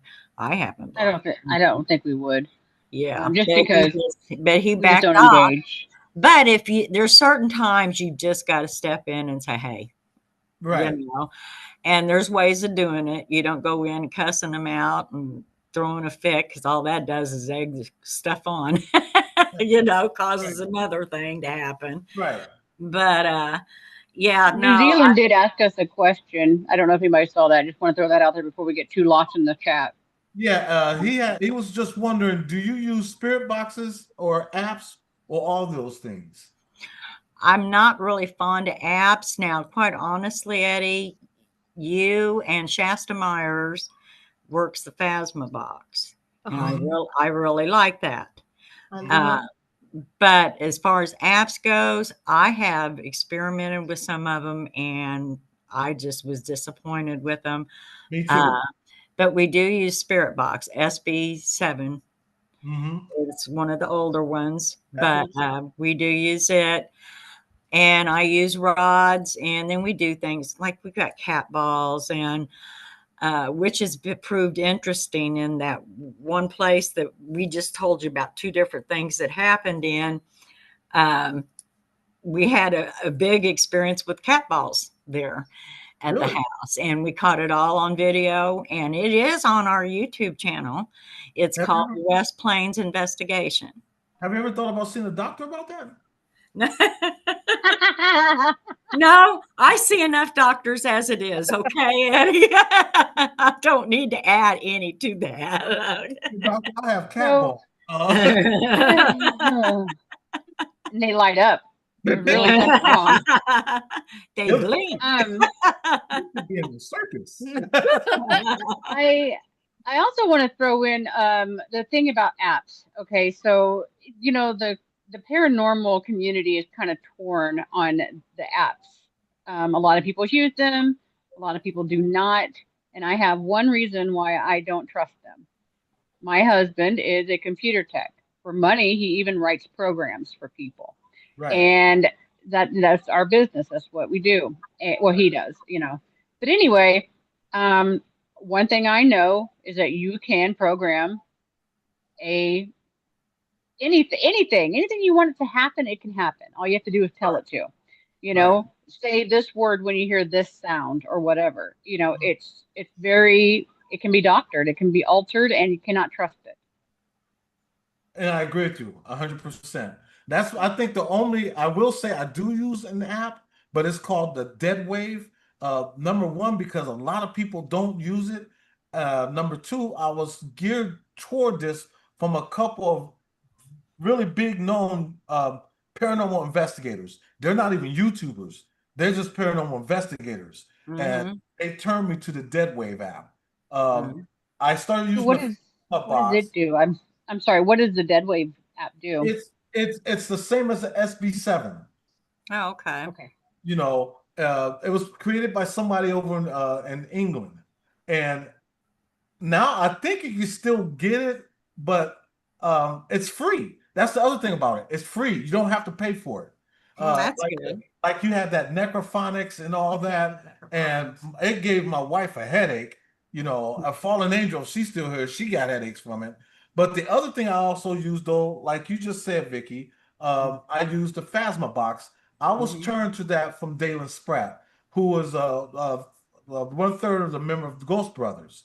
He told me to try using that and use the one that he uses, but I don't have what is that phone called? iPhone. I don't have an iPhone. I So don't he, either. so he told me use the Phasma box, you know, and you'll get really good results. And we have, you know, and not a lot of people really use it. There's some that have used it. We've watched, what's the name? Sam and Kobe. They've used it, exploring with Josh, but not a lot of people really use it. And then I've seen other big paranormal investigators using the Phasma box. And Yeah, so, I think I've seen ghost hunters use it. yeah, Dalen Spratt, yeah, and he's the one that told me to give that a shot. And No, so, you're talking about spirit brothers. I said ghost hunters. Ghost Jason and Grant. Grant. yeah, Yeah, and yeah. they I used seen them use it. yeah, one they time. used it. And then, like I said, the Ghost Brothers, Yeah. Dalen and Marcus and Jawan, they used it, and they told me, you know, I would rather start off with that because they too don't really get into apps. I just don't trust them. I Right. really They said don't. the Yeah. same thing. You know, so we stopped using all those other ones and just use, you know, or just the plain old I love SB7. the SBs. Jen loves the SB7. So you can't go wrong with the white I've girl. had what I've been doing and trying to do is I run the SB7 and work the rods at the same time and see if I get the same answers, you know, or what kind of a response, or you know what I'm meaning. I really, and that's what we do in a lot of our investigations. We'll use a couple of pieces of equipment and do different things with them to see if they coincide with each other and Yeah, things. we have to. We use the dowsing rods. Oh, Yeah. there. He's asked it. He said, I received, Steamboat asked, he said, I received a message from someone at my church at nighttime. They skipped my video and said, we are Here together. What do we do now? So he said that's what he earlier I noticed he said that he would like for somebody to come out there and investigate his family cemetery, I think it was, or his church's cemetery, and it's his family buried there. And he said that recently he had an eye opener, and so that's when I asked him, I said, what's happened recently? And that's what he said. So that's what I'm kind of trying to figure out. Oh, he's in Atlanta, Texas. But my church is in Southwest Arkansas. I have a short video of a Bigfoot at the cemetery. Hey, Shelly, thank you so much for being here. Let me give you the proper acknowledgement. Acknowledge me. And Big Ben, how are you doing, Big Ben? Acknowledge me. Do you believe in life after death? And if so, what do you think it looks like? I can tell you what I wish life after death would look like. I hope I hope for reincarnation. I feel like we're put on this planet to learn, and if we don't learn and evolve, then what's the point? I think that there are too many lessons in life to sit there and go, this was just for nothing. This was just a waste. I hope for reincarnation because I have plans. I have thoughts already in my head that says whenever I come back, girl, you know what you're going to do. That's, and then I'm doing it. Oh, go ahead. I'm sorry. I was just going to say, I'm kind of like Liz on things I hope that there is reincarnation. But my reasoning on that is I've always been one to, if I learn a lesson, I like to pass it on to help somebody. The same thing, whatever I couldn't accomplish when I was here this time, let me come back and do it, and especially if it concerns helping somebody. That's just kind of my look on it. About heaven and hell, I'm not going to say no, but I honestly think that we can go to heaven and come down and God send us back down, you know, to help somebody or to assist somebody or what have you. That's my. I'm not laughing at you. I'm reading Oh, chat. sure, Liz. I know how you are. Oh, just Jim. He's kind of a funny dude, isn't he? Yes, he is. Gonna stick around and be a poltergeist? Okay, yeah. Yes. Yeah. Now I've heard of years ago. I was contacted by a woman I never met before, and she said, "I found out that you live such and such," and I said, "Yeah," and she said, "Do you know that your house is haunted?" And I said, "Yes, I do." And I guess back in 2000, a group came in and investigated here or tried to investigate, but they ended up not being able to. And she sent me pictures of this house back in 2000. Mhm. And in one picture, it looks like there's a woman, an older woman standing in the window and stuff. So, I mean, I was told when it was apartments, if you want to find out any haunted spots, talk to your cable guy. Right. I mean, he can tell you some stuff, but one day had something going on with our cable and internet, and the guy came in and he was working, and he found out I had paranormal group, and he was like, "Well, let me tell you," and he said he lived in an apartment in this house that I live in now, Mhm. and he said everything went good. He lived here like 9 months, and then his girlfriend and him was getting married, and she didn't want to pay rent on anymore on her place, so she moved in here with him. And he said the minute she got in there, they started having poltergeist activity. Now there's a kitchenette upstairs, and I guess all the cabinet doors and the doors would open up and slam shut. The room doors upstairs would slam shut. Stuff would be pulled out of the cabinets and thrown in the floor. He said that she said, "I'm not staying here." And he said, "Well, I'm not moving." And she left. And he said, the minute she left, it stopped. And I asked him immediately how old she was, and she was around 30.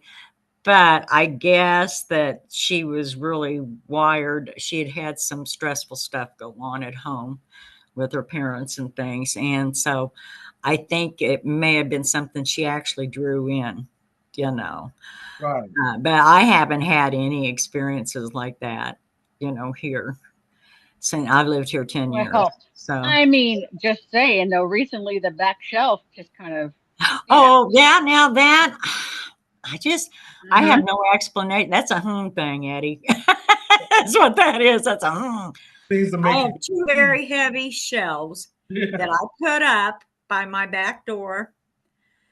Had stuff on it, canning jars up on it, just everything. Been there since I moved in. And about, I don't know, Liz, what, 7, 8 months ago, all of Yeah. a sudden I heard this noise and I went, and there's a big buffet sets in underneath these two shelves. Mm-hmm. Not only did the shelf come off the wall, they were screwed in with 4-inch screws. Not only did they come off the wall, but they cleared the buffet. Mm-hmm. And across from the buffet is a door that goes into my laundry room. And one of the shelves literally had went inside this laundry room door and landed up against my dryer. And the canning jars looked like somebody had just picked them up and set them on the floor. And one box of them was sitting in a box that I had sitting on the floor. They weren't, there was just no explanation for it whatsoever. Nothing on top of the buffet had been touched. It Wow. was just sitting there. So, but that's one of those things. And nothing like that's happened since. But it's That's one of those things. I'm just like, That's crazy. Dream walking angle. Oh my goodness, Alicia. Acknowledge me. Yeah. So good to see you, Melisha. Yeah. My Oh, goodness, it's been a while. Projectile flu. Yes. Kurt. Uh, I am so sorry, Melisha. I butchered your name. I meant Alicia. Yeah, Walker, not Angle. I I was gonna ask you, how's Kurt Angle doing? That's Ruben calls me Angel. That's his nickname for me. And the poor dude, all he knows is computer language. So whenever he goes to spell Angel, like writing me a card or a letter, it always says, "Love you, Angel." Liz, Tim- somebody is asking, just wondering, what do you think of the Estes method if it's done correctly? You tell them. Okay, so the Estes method, I do believe it could be quite effective. I am a person with significant hearing loss. So if I'm ever loud, I apologize. That might be a big Oh, part that's of gonna it. be used to it. Our boys are Um, and we have done the Estes method a couple of times more recently. It's a new technique for us. And the first time we did it, it was very frustrating. It was very overwhelming for me. I'm the person that gets blindfolded and have the headphones on because of my loss of hearing. If I can hear it, it happened. I mean, that's just what it comes down to. Um, Now, we did a morgue for a global ghost hunt not too long ago, and It's an Airbnb morgue. yes, and we did it a little differently that time. I actually blindfolded myself, and this time I put in the SB7 in my ears, and then put sound blocking headphones on, and then it sucks, doesn't it, Lunar? Very, I think, right? Um, but and then Andrea, another member of our group who's not with us tonight, she actually sat in the other room. And we conducted this experiment this way, to where there was absolutely just no chance of anything, and all I can hear is static. And from the evidence, it seemed that we did have some answers that coincided with what she was asking, and some that didn't make any sense at all. But the point is, though, is that there were voices that came through in the static, because I would not say that there was if there wasn't 100%. And so I believe that there is some validity to it. I think that it needs to be played around with a little more to get a better hone on that, but I do believe it to be valid. Well, Christina has another question for you. I didn't know if you wanted to read it. What question? She said, That she was telling her story. oh, she was telling her story. Okay, so this story from Christina. She had a spirit come barreling through the door at 3 in the morning and knock down all the protection stuff she had, sage, water, holy water, crystals, witch bells, you name it, have it hanging on her door. So I take it they just knocked them all down, Christina? That seems demonic. But it Because sounds like it. that was going to be my next question to you ladies. Have you ever helped spirits move on or brought closure to a haunted location? Because we have Christina's son, and every time we do a spirit box session and we have a spirit that needs to cross over, we call Christina in. She gets her cape on and she's like, yikes, and away.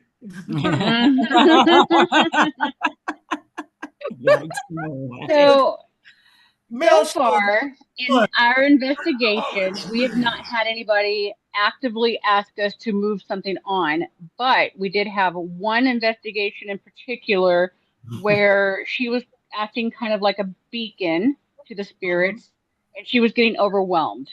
It was mixing in with some good spirits, there were some bad spirits, and that sort of thing. So instead of actually ridding her of the spirits, because she was still bringing them in regardless, we told her and helped her also learn to set boundaries, set a protection around her home, that sort of thing, and so that she could learn to only let in what she wanted in and keep out what she did not want in. She That needed makes to sense. learn control. She needed to learn control of what she was doing. She was bringing stuff in.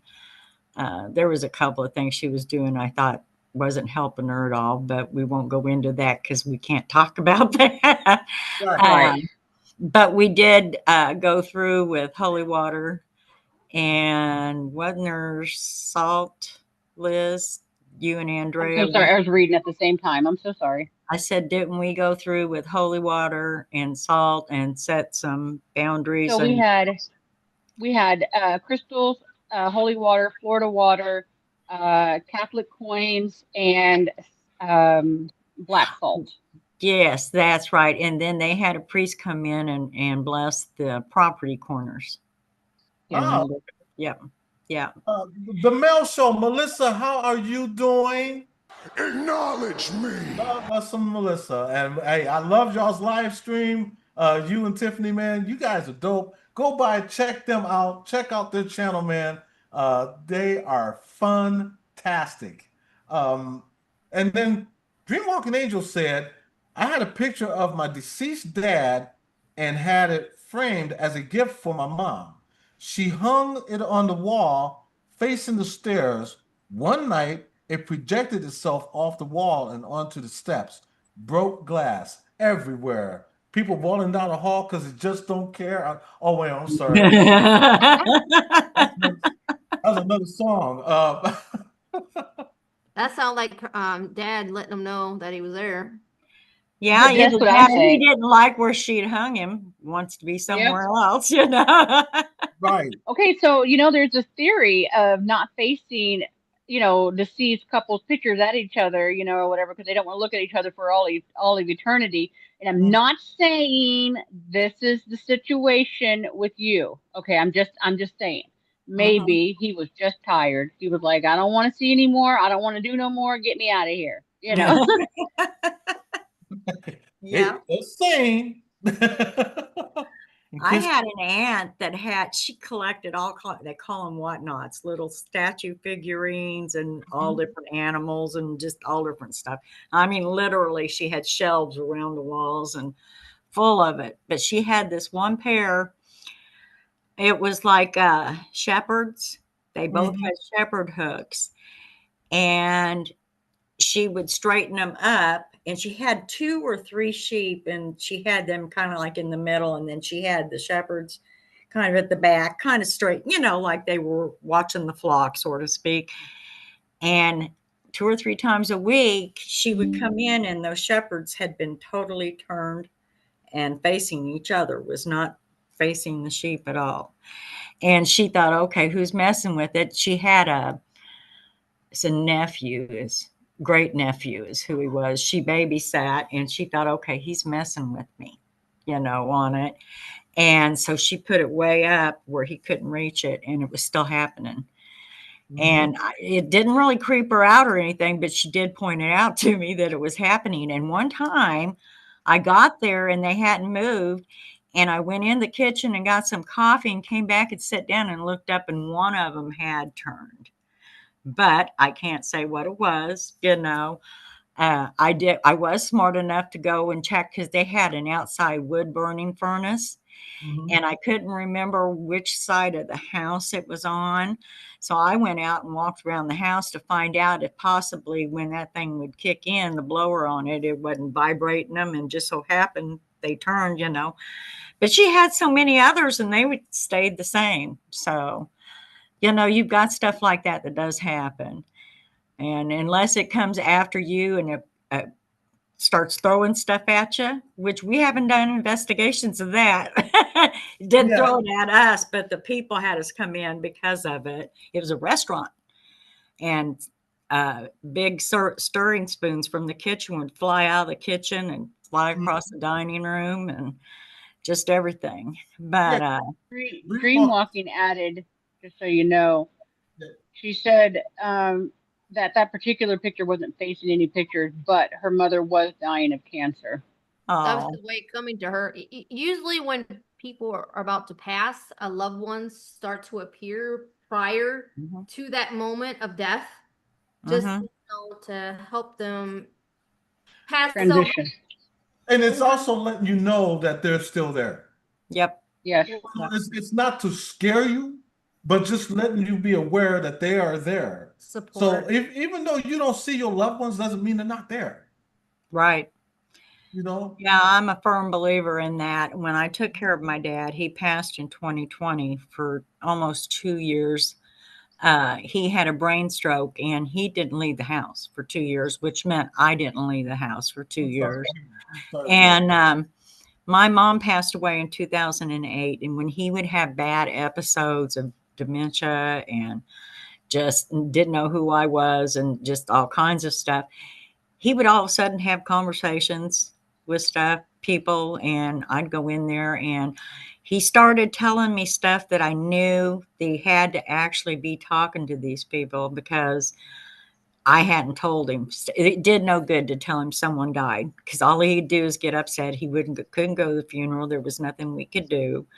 Right. And so I just never told him. And then one time he was just tapping his foot and stuff and patting his knee. And I came back through and he said, looking at the couch, he said, I always liked it when you girls sang that song. And I stopped and I said, who are you talking to? And he points at the couch and he said, it's your mom. You don't see him, do you? And I said, no. And he said, it's your mom and June and Bev. And how come you didn't tell me Bev died?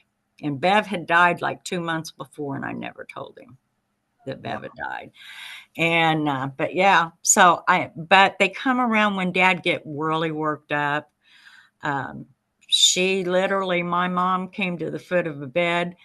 Dad was in the bed refusing to get out. He needed to go to the hospital. I had ambulance attendants there, 2 police officers, and he was like a little kid. He had the covers up to his chin and no, I'm not going. You can't make me. And all of a sudden he looks at the foot of the bed and he says, okay, I will. And I'll go. And he flips the covers out. And I said, okay, what? And he said, I'll go. She told me I needed to shut up and listen to you. And everybody's like, what? And literally a cop walked to the foot of the bed and was looking, but Dad got out of the bed, climbed up on the gurney, and we took him to the hospital. That's all it took. It was supposedly Mom being there. And I don't doubt it one bit. Wow. The way he did. I just don't now doubt it. we are down to the last question. But before I ask this, Steamboat says, any connection to life path numbers like Numerology and the paranormal? His, I know, is the big 33. Yes, I saw that earlier. I actually kind of want to know a little more about that because he mentioned that he feels like he is reincarnated himself and that he knows who he was in the past life. I've been watching his things and I've been trying to put it all together. I'm not really familiar with numerology. I did delve into it a bit in the past, but I don't know enough to be able to answer that. You should check out his channel. He's got some really good, because he's more about Bigfoot, and this is why I tell people have an open mind. Yeah, Or UFOs, UAPs, have an open mind, because some people might not believe in the paranormal, but they'll believe in Bigfoot, and some people might believe in Bigfoot, and so is vice versa, But if you have an open mind, all of these things are plausible and possible. I think they're possible because too many people have seen them. But that's just right. So it's got to be about it. It's got to be real. Yeah. You know who Matt Barron is, don't you? The Red Baron? No, Matt Barron. He's the paranormal consultant. Yes. Eddie, I'm ignoring you, okay? I'm just done with this. But he said the only thing that concerned him, it was always one footprint. There was never two. It was always just one footprint. And he started calling him Pogo something or other, Bigfoot, Well, like they say, one is the loneliest number ever. Yeah. Hey, does that bring back the memories, Vicky? Remember Cap Sevens? Sing Your Heart Yeah. Out? Yeah. He used to do all kinds of stuff. He used to, and Green Bay Wacky would make up songs and Oh my they'd sing them. gosh. Green Bay. I miss those. Cheesehead. Yeah. I miss those days. Dave, last I knew, was working quite a bit. He Yes, doesn't do, yes, yeah. we still keep in contact with all of them. Yeah. You know, Uber Goober, all of them. Yeah, I seen Uber. I seen a lot of them on your celebration of life for Ghost, and but I have been going in. I can't go in all the time, Right. Regularly, but I go in and check and just see what they got going on and how they're doing, and. Same here. Yeah. My last question of the night is, what advice would you give someone interested in getting involved into the paranormal field? Figure out how much you want to get into it before you do it. Don't go in and investigate or invest a lot of money and then go in and realize that you don't want to go that in depth and spend all this money. Make sure that if you're wanting to be a paranormal investigator, be serious about it. Ghost hunting, and this is what I used to say when the group first started. I really don't like to say that we're ghost hunters because I know there's ghosts out there. I have no question of it, and I'm not looking for them. Usually we're called in because they're seeing stuff. So we're there to investigate to see what's there and what we can do to help them, Right. So I consider us paranormal investigators. Now, that being said, it doesn't mean I'm an expert. Okay. Right. I mean, I've actually, Eddie, been investigating. I figured this up the other day for almost 47 years. yeah. And I learn stuff all the time. And I like it that way. Right. I like it that way. Same here. I learn new things all the time. Yeah, I feel like no one is an expert in the paranormal investigation world unless you're dead. Right. Yes. And then it may be so foggy that you just don't understand anything. You just don't know. And then you're a pro. Like, Yeah. hey, you see me, right? And now you don't because I'm dead. As I actually have something I want to add to that as well. Speaking as somebody who didn't know, paranormal investigation was a real thing until the show came out, Caps. It is not what it looks like on TV. It is absolutely nothing like what it is on TV. So, you go into this and you do, 7 hours of investigation, but you have 5 cameras and you have 2 handhelds and you have all these voice recorders. It can take upwards to a month or more to review all the footage, depending on who all can participate in the review. Usually there's one or two of us because some of us have very busy work schedules and stuff. So it is not like TV. It's not where you go in and all of a sudden you have all your footage and you're able to present evidence. It's just nothing like that. So if you have this preconceived notion in your mind that that's what it's like, it is not. Forget it. Grant Wilson from Ghost Hunters came to St. Louis, him and Jason, and I met him. And when they were talking to everybody, Grant said they started talking about the Crescent Hotel in Eureka Springs, Arkansas. I have investigated there several times, not the group, but myself, I have. Right. I had people with me. That's one thing I'm very strong about. Don't go by yourself. Just don't, especially if you don't know where you're going, what you're walking into. Right. But we was talking about that area, and he said these shows, and they was telling everybody what you're seeing, that hour-long show you're seeing on TV is 3, 4, and 5 days worth of footage that they've edited down to 1 hour. Right, because that's why they get so much stuff. That's why they have so much activity. One day they could only get one thing. Well, they've got that recorded and they go on to the next day, and then they add it all together. So everybody expects when they go investigating to be like Taps. It's just constantly active and they're constantly getting stuff. And it does not work that way at all. Yeah, Mom of an Angel says, when did y'all start having paranormal experiences at what age? And I think we covered this at the beginning of the video, but Kind of, yeah. she didn't. I can say I know for a fact I started seeing things and I started having dreams when I was 5 and 6. I know that for a fact. Okay. For me, I don't know about anybody else, Liz. Right.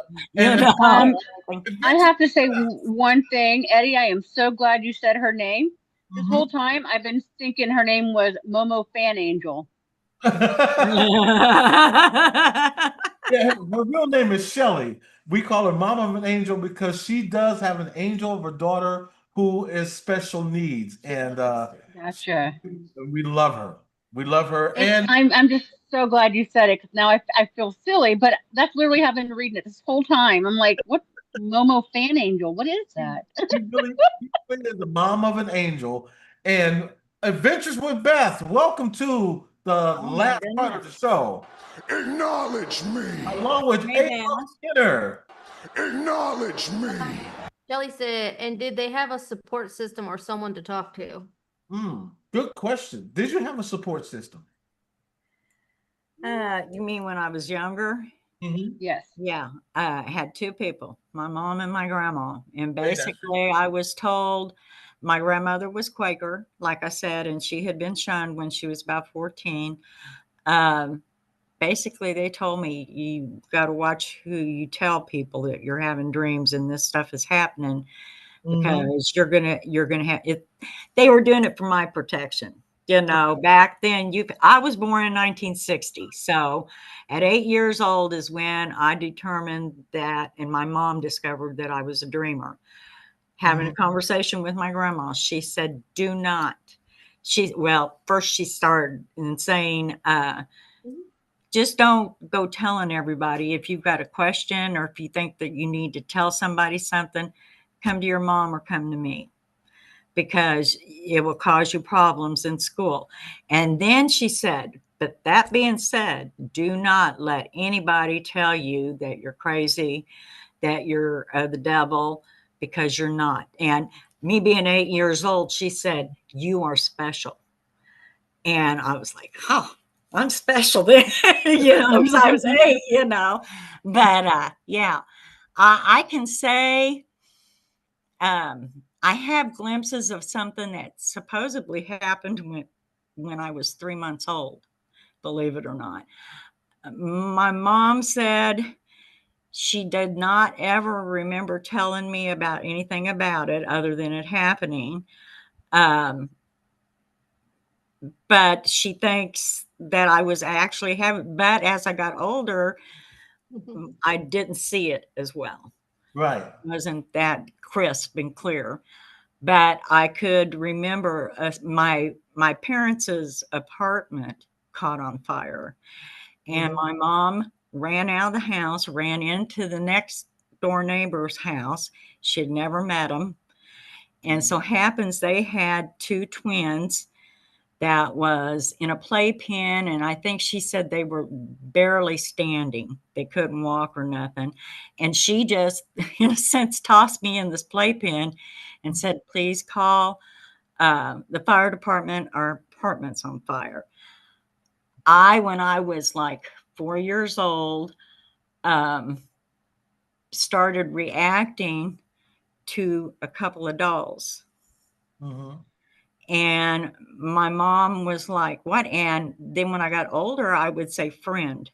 My mom ended up getting them dolls for me for Christmas because of it. But there was something very similar to the 2 twins that was in there. And I used to call them friends when I was 3 and 4 years old, but it was because, and then when I got older, like 10 and 11, mom was like, what is it you remember? And I said, I can remember, but she had never told me she put me in the playpen, none of that until I was like 10 or 11. But I can't say for sure because I never met them. You know, I don't know. But I do know for sure when I was 5 and 6, I definitely was. And I did have my grandmother and my mom to support me. AI Skinner. Oh, did you? Yep. Oh, A.L. Skinner. Thank you for becoming a member, A.L. Skinner. We appreciate it. Ladies and gentlemen, welcome to my underground lair. We really appreciate you for being here. And now you are welcome to being part of the family. And Dolls Dolly is in the house. Dolls Dolly, what are you doing coming in here late? You coming in here at the last minute. What was you doing? You was washing clothes, wasn't you? Dolls Dolly, but we love you, Dolls Dolly, anyway. Better late than never, huh? She said she just scared the heck out of she just scared the heck out of her son. Thanks, Big Greg. Did I? No shit. Gregory scared. I made her scare the crap out of her son. Well, Dolls Dolly, you know what? Anyways, Acknowledge me. didn't acknowledge.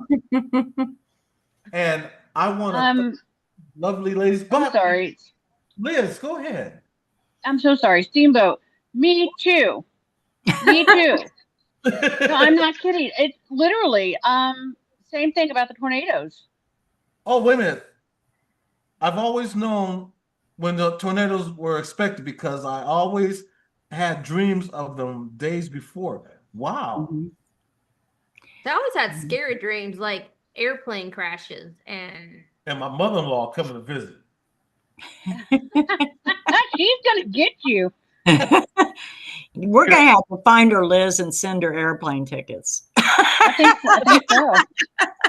It scares me. It's like, oh no. he's always messing with my mom. I mess with her. Even when she's here, I mess with her. I do it right in front of her. If it's a thunderstorm outside, I blame her. I'll tell the kids. I say, hey, blame your grandma. Can't go outside. Thanks, grandma. And they'll tell You her. know your mother-in-law loves you, or you wouldn't be saying those things. And There's no way you can get away with it. that's why I do it. I love my mother-in-law. I really do. Yeah. You're like, come over here and let me put you over my knee and give you a spanking. And I tell her, well, you better have some big hands. You know what they say about men with big hands. Oh, I knew you was going there, Eddie. They wear big gloves. Yeah. What you thinking? Yeah. Noses. Yeah. Yeah. It's like men with big feet. They Yeah. got big shoes.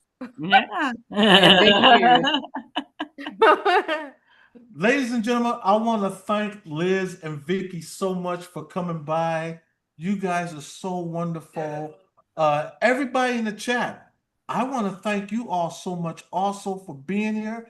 New members, especially, and just to give you a heads up also, pretty soon I'm going to start doing videos to where the new members will get to watch them first. Repeat, new members will watch them first before they go public. So I want to throw that out there. But even if you're not a new member, just be part of our family and subscribe. And just let me tell you this. We are here about love, and we pay that love forward. And I hope that we can all make this world a better place by doing just that. Just pay love forward, no matter what color or religion you are. I don't care about your politics.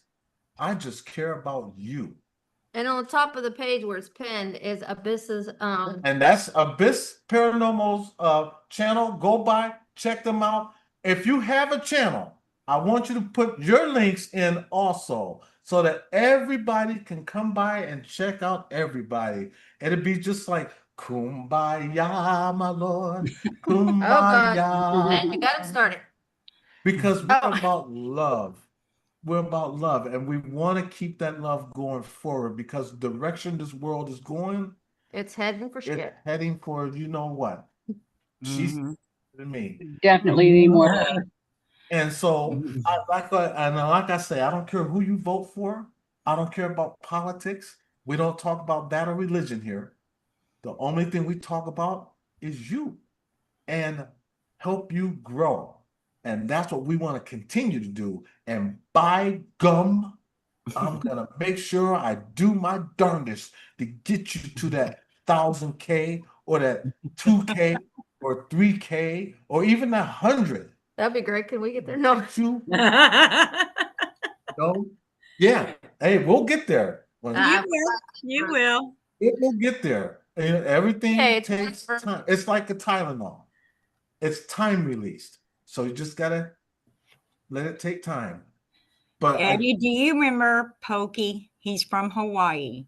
yes, I do remember. Pokey. Okay, do you remember what he did? He said he would do if everybody got him to 1,000. Do you remember that? Was that what he? That wasn't him that said he was gonna dress like a girl. No, he Oh. waxed. He had a Brazilian wax done. Oh God, he did Oh, it. that's He right, did he it. did. Yes, he did. He had the camera up where no one could see, but yet they showed the wax. Mm-hmm. And this guy, he had no idea what it was. He know now. And yeah, he sure did. He figured it out. Yeah, husband figured that out when they That's don't. They regret him ever since. He probably sat there and said, "I thought you was gonna polish my knob." oh my gosh. That kind of wax. And then Lou dressed as a girl. This is my son Tony. Uh-oh. He is also autistic and has intellectual disabilities. And if you happen to see Manny, Manny went to bed, but he is severely autistic and nonverbal, and with epilepsy. And then our son Cody, of course, you know, he is intellectually disabled. But I don't care what anyone is here. We love you regardless. I don't care if you're a senior citizen. I don't care if you're black, you're white, you're Asian. I don't care. I don't care if you're Puerto Rican. I don't care if you're gay. I don't care what you are. You're welcome here. Because this is about love, not drama. Leave the drama with your mama. But here, you got love right here. And whether it's about the paranormal or even antique furniture or vintage commercials or anything, that's what we love to do and get you out there. That's the number one thing, is to get you out there. But the most important thing, though, is to keep spreading love forward. And believe me, it comes back on you twice as full. It does. So again, like everybody here, I thank you ladies so much. You guys make sure you go by, check them out, check out their live streams, check out even their older live streams, and you'll see the live stream that we were on. Go by and check them out, say hi, and make sure you hit that subscribe button. Let them know that Eddie and Jen sent you. So again, I thank you all so much. Thank you, ladies. And come. Thank you for having us. Thank you for having us come on. I enjoyed talking to you. It's been a while since I talked to you. Hey, you come on back anytime you want, Cletus. Come on. I'll be in the chat, I'm sure. Yeah, you guys come by whenever you want. Next weekend, I'm thinking that we're gonna have a try not to laugh challenge. I'm gonna have at least maybe 3 or 4 people on the panel, and we're gonna do a try not to laugh challenge. Christina, I hope you hear that, because you're gonna be part of that panel. You cannot hide behind no avatar. You have to show your face, because you're gonna have to have a bottle of water when we do this try not to laugh challenge. This is gonna be. Hey, if you can't find people, I'll volunteer. If I can't find anybody, I will call you in. Gotta have a bottle of water ready and a towel, because we're gonna show videos, and it's try not to laugh. You have to hold water in your mouth. Oh Lord. And you have to watch the video. I will win. Knowing my luck, if I did it, I'd suck the water down my throat and choke or something.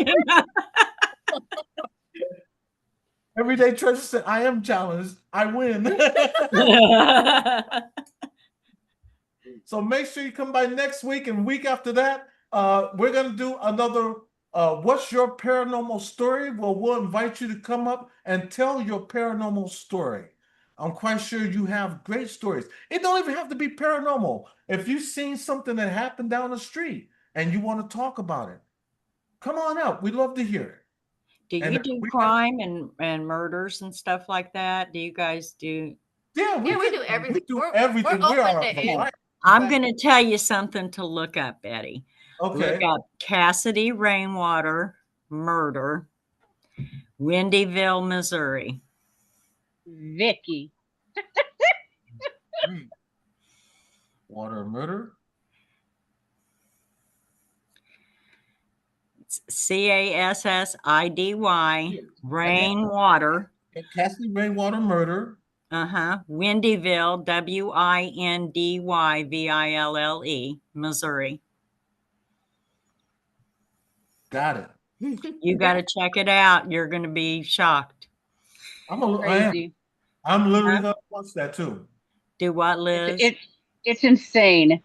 Yeah. Just be prepared. It's insane. Yeah. And we can tell you stuff that you're not going to find on there. At least I can.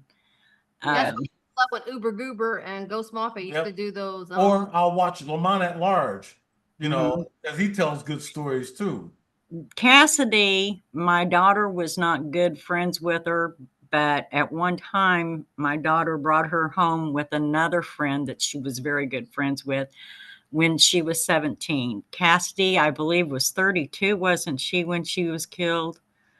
Liz, I don't remember what age she was. Yeah, I don't know. She may have been 36. But anyway, I had met her one time, but I did not know her. But my daughter knew her a little bit better than I did. But this whole situation is just, and you're like, oh no. And then it's proven, that it's true. Wow. So, you just need to prepare yourself. You're interested in that now. I want to watch that. Might do it after we get off. Yeah, it might be after I get off here and edit some of this video down. It's horrific. I'm a big mysteries and crime thing. So right. Well, this one is absolutely insane. Yeah, it's insane. You guys have no idea what you're in for. Back when Cassidy, and this is how I met Cassidy. When Cassidy was 17, her mother went missing, and her mother was staying on the property that was right next to the property that Cassidy was killed on. Wow. Yeah. And they found her mother's skeleton not too far from where they found Cassidy's. Just trust us. You're going to have questions. Yeah. Yeah. And I'm here if you got questions. I can tell you stuff and maybe even show you some stuff I've got. But Liz got that little grin going on. It's insane. It's insane. So I am going to watch it, and then I'll let you know that I watched it. Okay. I'll text There's a lot to it. I'll text you.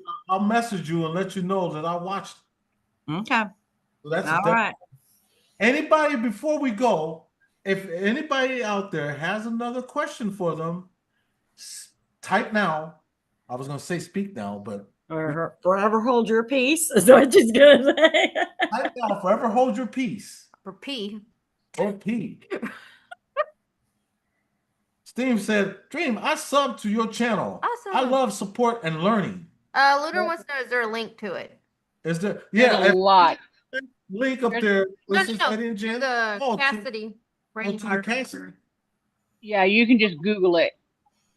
Google it. Yeah. There's so much.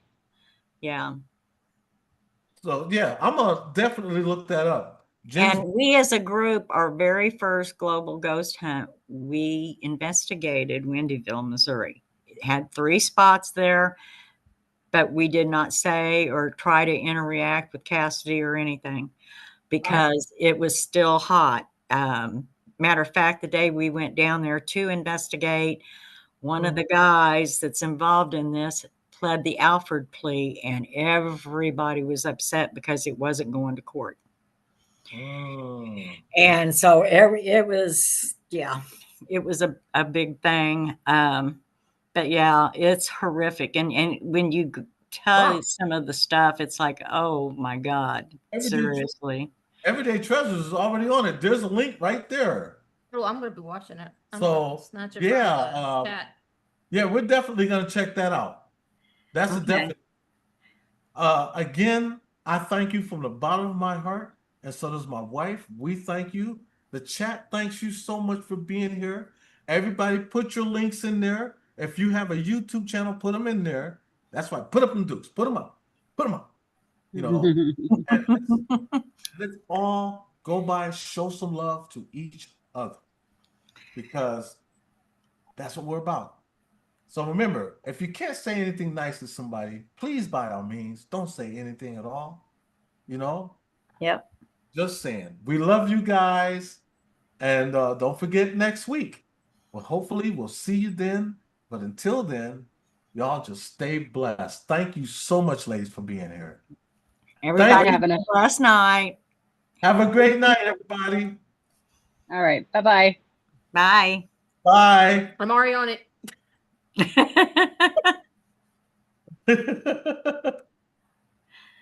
Good.